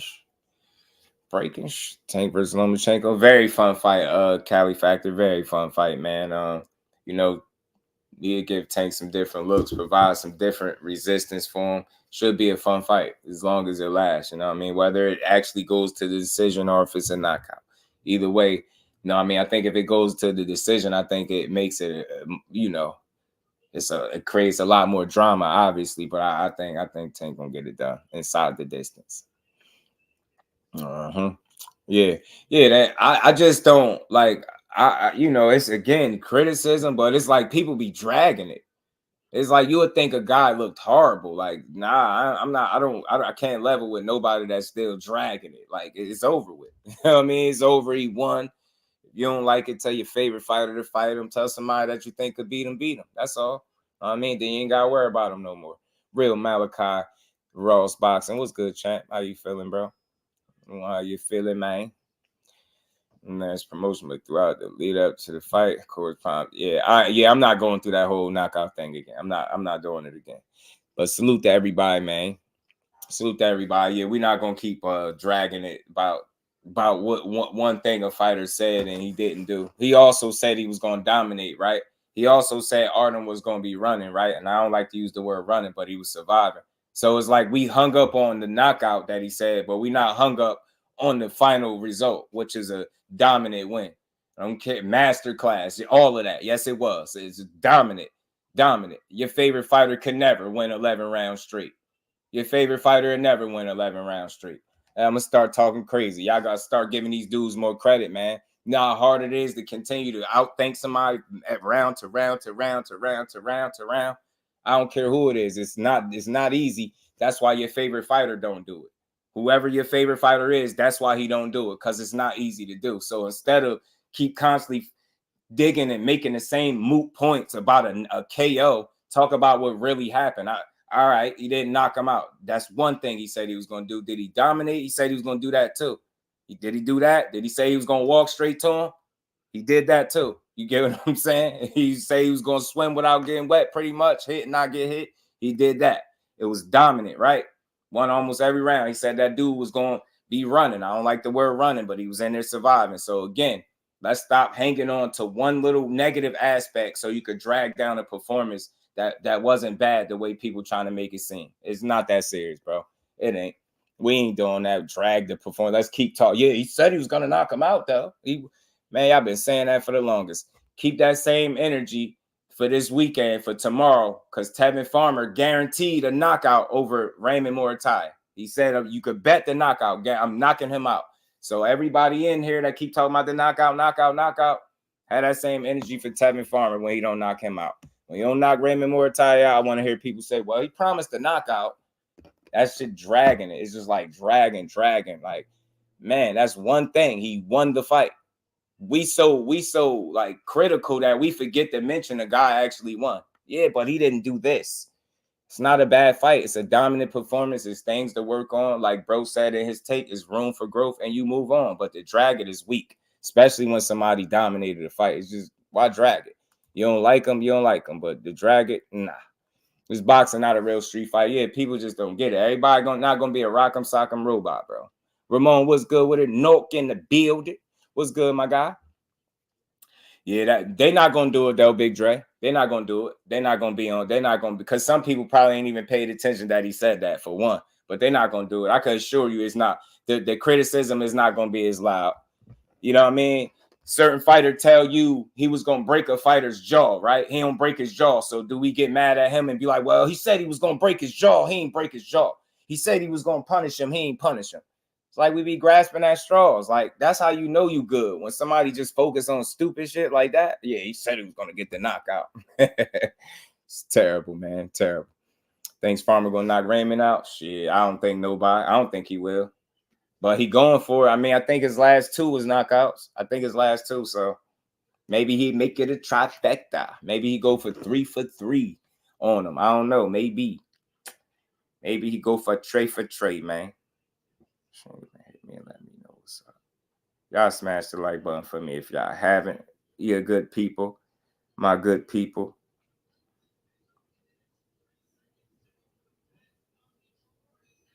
What's she doing, man? All right, my bad, y'all. We back. Got more time about stoppage. Yeah, I think he can get a stoppage. But I'll say this. It's possible, but I don't know what version of Tevin Farmer to expect in the ring. He said he's going to be in the best shape of his life. He said a lot of fighters say that. He going to really be in shape. So I'll be looking for that. If he's in phenomenal shape, that's going to give him the best chance to deal with a young, hungry lion like Raymond, right? Raymond definitely coming to win. Well-schooled, very talented. Got a good, strong corner in Robert Garcia. It should be fun to see. Should be a fun fight. But if Tevin Farmer is defensively where he need to be, like slippery and on point, it's gonna be interesting. Should be a interesting challenge for the young Raymond Moratai, man. So it's gonna be fun to see how he deal with it. You know what I'm saying?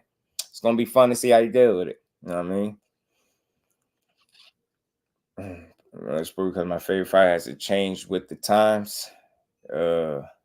Yeah, I think the most important thing, ain't nothing wrong with that. I think the most important thing for any fighter is to be who you are. You can't be nobody else. You know what I'm saying? You can only be who you are. You can't be a fighter from yesteryear.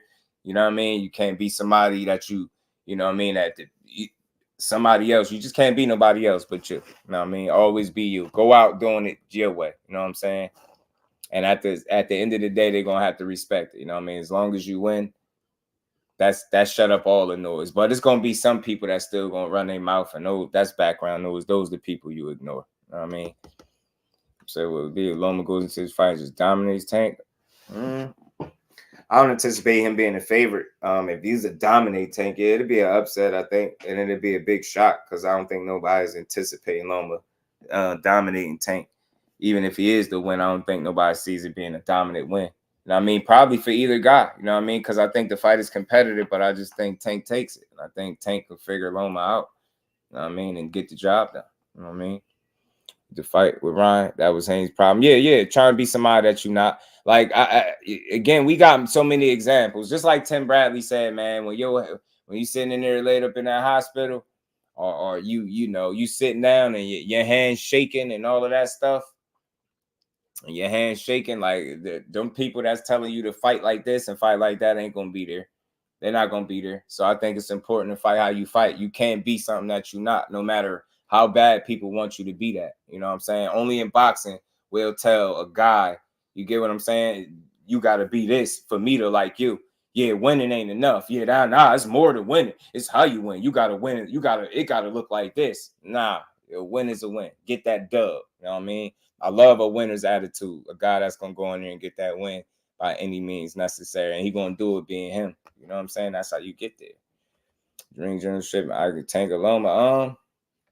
I don't know. You got to get in there and see, because the thing is, Loma is not going to be the matrix against Tank. Tank athletically can keep up with Loma. So those angles that he typically like to use on people, those couple of angles that he like to use often, I don't think will be much of a factor, because Tank, again, is an athlete. Like Tank, I mean, if Loma is not, he don't look as fleet of foot or light on his feet, or he don't remind you of the matrix when he's in there with somebody that can athletically keep up with him. Like you've seen it with Devin, you've seen it with Tio. I think the same thing gonna be said for Tank. Like he's still got some different looks that maybe Tank haven't seen throughout these 30 fights, but ultimately, like, I think it's just gonna be a good fight, and it ain't gonna be nothing that Tank can't really figure out. You know what I'm saying? It's gonna be a very good fight, competitive for both of them. I see ebbs and flows taking place in this fight, but ultimately, I think Tank start to land on, it's just what it is. You just don't have that much longer. You don't have that long if you can't stop him from hitting you. You know what I mean? With flush, you know what I'm saying? And consistently. Tank then punish Roller, like you said, and then break Ryan's jaw, you said, because I feel like he had done that. It would have been out the way early. Nah, I feel you, Jay. But I say that not that I want people to be mad at him, but like I say that because you see how simple that sounds. You see how dumb it'd be if you think about it. He'd be like, well, yeah, I am mad at him. Why? He won. And he won impressively. Dig what I'm saying? Like, that's why I be like, what do we be talking about? Like, we be hanging on. We be dragging this stuff. And it's like we forget to say, oh, yeah, you know what? He did win. He didn't struggle. He didn't look bad. He just didn't do this. Nah, I ain't got time for that. It'd be blowing me. Things going to get him out of there. I think so, too. I think he is, too. That's just can't do your talking to make your words and your ring actions match. Yeah. But I even that, Jay, they overblowing it. They pick the one time and they just overdo it. He said this. They still saying that shit to this day. Like, what I'm saying is, unless this is the first time you ever heard a fighter promise something and not do it, I'm not overreacting. I think people are looking for a reason to overreact because they want to be overly critical, because people have agendas, people have narratives they want to push. People already been on record for saying some of the most absurd and negative things that anytime they have a slight window, they just pile it on. Even when it ain't there and they basically grasping at straws and swinging in the air, they still try to find something to kind of continue to drag you down. To me, I can't listen to those type of people no more. I'm over it. I mean, I'm done. Because it's always comparison to the next man, instead of just letting that man be exactly who he is, you know what I mean, and being cool with that. You dig me? You dig? But, man, salute to everybody in the building, man. I appreciate all y'all, man. See, walk down the skill puncher. Now, that's risky too. That's risky for sure.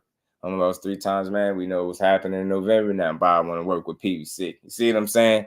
You know what I mean? Just sets the tone for yeah, nah, ain't nothing wrong with that. What you saying ain't crazy. Ain't nothing wrong with what you said, Jay. But sometimes it all depends on what kind of person you are, right?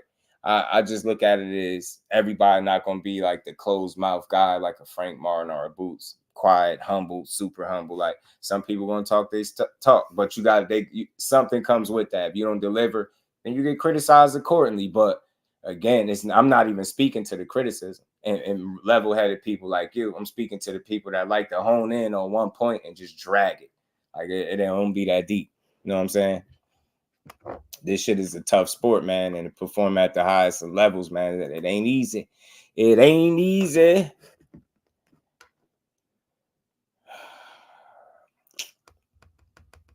Whatever. I'm looking at the text, but yeah, this is sound lines. But I think Loma might be able to turn back the time, prove that he can beat the Matrix again first in his fight against Tank. I mean, look, I can't tell you how to feel, bro. If that's what you think, ain't nothing wrong with that. I just feel like he's only able to look like that Matrix against a certain styles of guys, you know, more natural athletes, guys that have the foot speed, you know what I mean, reaction time, timing and things like him. Like, it's not much he gonna be able to do that Tank ain't gonna be able to adjust to, right? So turning back the clock to be the Matrix is gonna be tough. That's gonna be a stretch, bro, because again, he not in there with a guy that's footed that is gonna be baffled by the angles and stuff that he like to take. Like Tank on, you know, he's not gonna look as good as he normally looks against some of these other guys, is what I'm saying. When he's in there with a natural athlete, I mean, but it's still gonna be a good fight. Should be some ebbs and flows back and forth. You know, you get some early rounds against Tank. Maybe he can steal some rounds early, which will make the fight more entertaining as it plays out. Because you know Tank ain't going, right? You gonna get it. You gonna go up on him. He gonna get it back, and he gonna get it back in blood. So it's a fun fight for that reason. Slower starter with a guy that might be looking to try to set a pace, or maybe steal some early rounds, which might put Tank in a position and really have to come for blood and get him. It's gonna be a fun fight, I think. When it happens, let it happen. Just salute the boxing. I'm here for the best fighting the best, and that's the example of that. It's a unification for Tank. Let him do his thing. Loma will be cashing out. I just don't see him winning, but I see him being very competitive, but I don't see him winning. Yeah. We trying to get him that stimulus. You know it, that gift that keep on getting. Right, Big Dre. You know it, Big Dre. That 401k. You know it. He starts like he did with TL.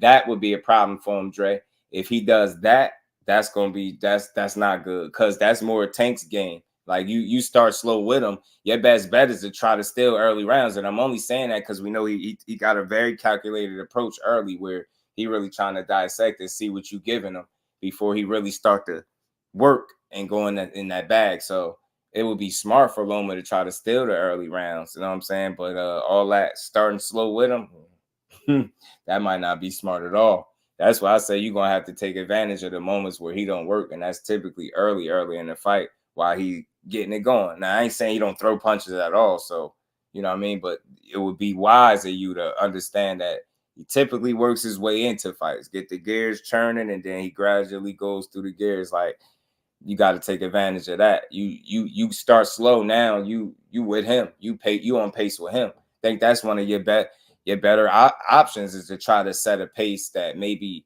makes him fight at an accelerated pace, maybe something like that. Because a slower pace that favors him, and I think that gets you knocked out. I really do. I don't want to get knocked out. 1-3. Yeah, them 1-3. You got to try to take advantage early. If not, good luck. You know what I mean? Tony reviews was good. Was going to be hard for Loma at this age. Yeah. And then giving up the body shots. But I give it to him. Yeah, nah. You got to say, you got a solid chin, though. You got a solid chin. Y'all be a bit taller. You know what I mean? It's an intriguing matchup. Size, styles, you know what I mean? Attributes. It's fun. It's fun. Both coming off knockout wins. Tank set up his knockout upstairs. Loma delivered the body shot knockout over Cambosis. Fun fight, bro. Fun fight. Fun fights to watch. Fun fights to watch. Punches about to end Loma. Once the hands drop from the body shots, boom. Yeah, that Tank quill hit different. That Tank quill hit different on them early rounds and be able to fire the late rounds. Right. That's the thing. You want to try to steal some early rounds while he's still figuring you out, and then you want to make it hard for him to, you know, get back in the fight. But shit, that's a tall order, man. So it's gonna be a fun fight for sure, man. You know what I mean? I just know a lot of people already very dismissive of the fight as a whole because of Loma being an older guy, but I think they'll be all right, man. It'll be all right, bro. It'll be all good. It'll still be a good fight. I truly believe that. I think both guys coming to win. If Loma step in there, he gonna come to win. He ain't gonna lay down for nobody. But I just question how much he got left in the tank. You know what I'm saying? CTO rematch Cambosis just to see what it'll look like, huh? I've seen somebody mention Liam Powell fighting Cambosis. I just don't know how locked in it is, though. The body for 7 rounds, it's gonna hurt so bad, he gonna drop his hands and whop. And he go to the body relentless like that, 12. Yeah, Loma ain't got no shot. I ain't gonna lie. He might poop himself in there. He might poop himself in there. Ain't go to his body like that, that man might poop himself, bro. The man might poop himself, bro. He really might. You know what? One last thing I wanted to touch on for these last 5 minutes, man. I wanted to really play it and get into it, but we running late. I just played a clip from Victor Ortiz talking about when he had broke his jaw. Jose Lopez versus me. We were in an exchange. I'm going boom, boom. And then as I'm throwing, I got a little check, barely. Ding, ding, ding. Bell rings and I go, I sit down. How you feeling? I go, my jaw's broken. Stop the fight. What? There's nothing wrong with you. My jaw's broken. Stop the fight. But I think the adrenaline, maybe the pride, the more I said stop the fight, they said there's nothing wrong with me because I don't show pain. Seconds out, mouthpiece in, and I'm like, oh no, God. That's 4, 5, 6, 7, 8. And I'm like, stop the fight. My jaw's been broken since the 4th round. And they would not stop the fight. The 9th round, I come out and then boom, I make him buckle. It looks like he's going down. So I go, boom. So when I let it rip, this thing fell.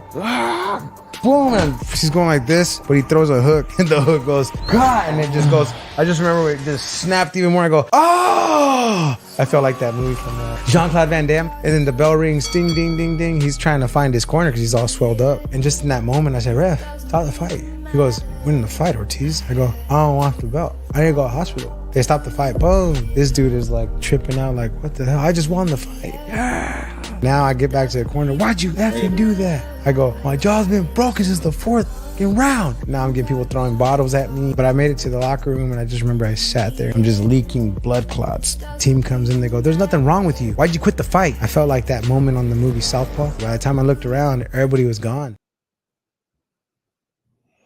And I play that for a reason. I played that specifically for a reason. It's a whole interview he did that we might revisit at another time or maybe the next trip, man. But he said some stuff in there, man. Like, he got his jaw broken in the 4th round. His team didn't want to believe him that he had his jaw broke, so they didn't want to stop the fight. They had this dude fighting round after round after round after round with a broke jaw, right?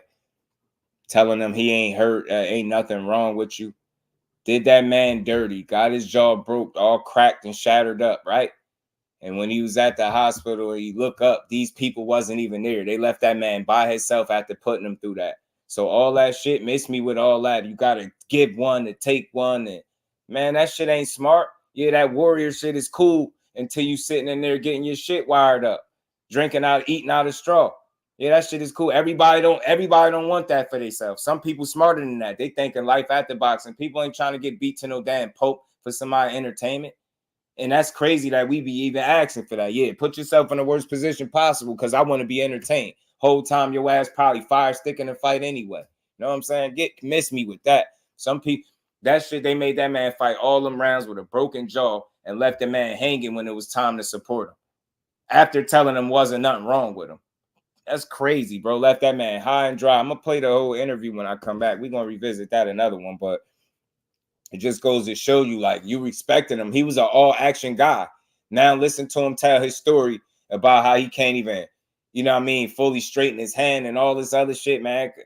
All right, life after boxing hit different. Y'all out here playing with your health like that to try to please some ungrateful-ass people. So you going to go in there and get a concussion so somebody could say, yeah, he a warrior, though. Nobody trying to hear that. Ain't nobody trying to hear that, bro. Facts, D, for the win this lonely-ass sport.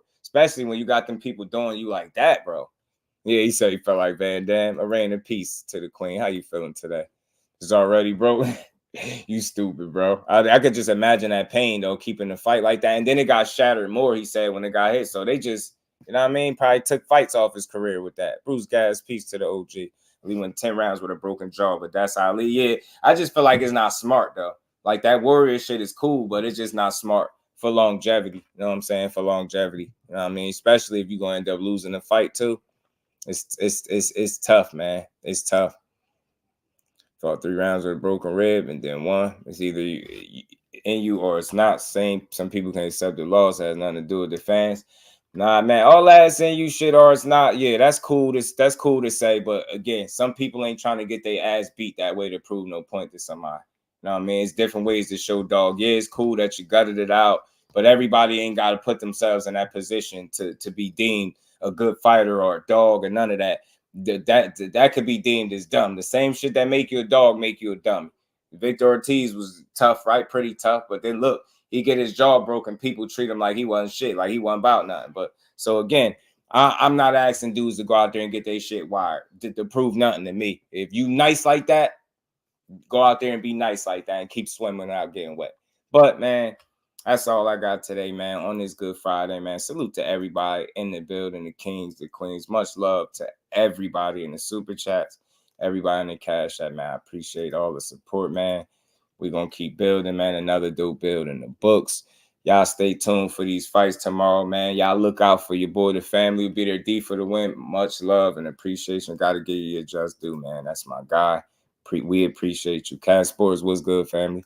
Ace, you already know. Pray for love always, man. So with that, man, y'all make sure y'all enjoy the rest of this Good Friday. And y'all tune in tomorrow and have fun watching these fights, man. We got some good action tomorrow. We got the Boost card, got the Farmer and more Thai joint going on. And now they elevated to the main event because John Beck had to pull out due to dehydration. He probably should go up a weight class. B-Dog was good with it. Wait, yeah, that's all I'm saying. You get what I'm saying? Like, I appreciate what I'm saying, B-Dog, is I appreciate the guys that could go out there and get hurt, gut it out, and fight through it. Nothing wrong with it. But don't tell me everybody got to do that. Oh, it's in you or nah. I don't want to hear that shit. Like, if I'm good enough where I ain't got to go out there and get my ass beat to a pulp, then that's what I'm supposed to do. All that getting beat up ain't nothing cool about taking punishment. And I don't care what you say. We should have learned that from Floyd. You know what I mean? But you know, my jaw still clicks on the right side as we speak, yeah, and get paid worth a damn. Y'all be fight, you know. So yeah, you understand it, but you telling somebody your joint ain't right and they talking about fight through it, like they forced them to fight through it. It's nothing smart about that. That just shortens your career. So yeah, it might look good for a while you fighting through it, but look how they still disrespected Victor Ortiz. Remember he got his jaw broke. Remember, it was funny to them. So nobody really cares. Oh, no, look at him. He a bitch. He quit. Remember, he got his jaw broke. It's like, yo, they don't appreciate that shit no way. So why even put yourself through that? Yeah, you had a terrible corner, B-Dog. Yeah, that poor corner. He telling her, oh, my jaw broken. They like, ain't nothing wrong with you. And then they left him hanging. That's why we going to revisit it. I'm going to play the interview. I'm going to let him talk about it. They left that man hanging, bro. So it is what it is. He ain't smart. Justy should have just took a knee and stayed down. Yeah, he did. But with that, man, much love to everybody in the building. Again, man, if you want to get your jaw broke and your rib broke to prove that it's in you, by all means, do it. But some fighters, fortunately, are good enough where they could avoid that type of stuff for the most part. And I would my advice to any fighter would be avoid taking punishment because ain't shit cool about it. So if it happens then and you fight through it, by all means, do it. But I'm not instructing nobody to go out there and take punishment or be cool with taking punishment. You know what I mean? It's hit and not get hit. Not that you hit me, see if you could break something and see if I can fight through. Nah. Hell no. Because then when you all messed up at the end of the day, them people had that man fight through a broken jaw and couldn't even support him in a damn hospital. It's crazy. But again, much love to everybody in the building. Enjoy these fights tomorrow. Enjoy y'all Friday. So with that, we're going to get up out of here. Peace to the fam.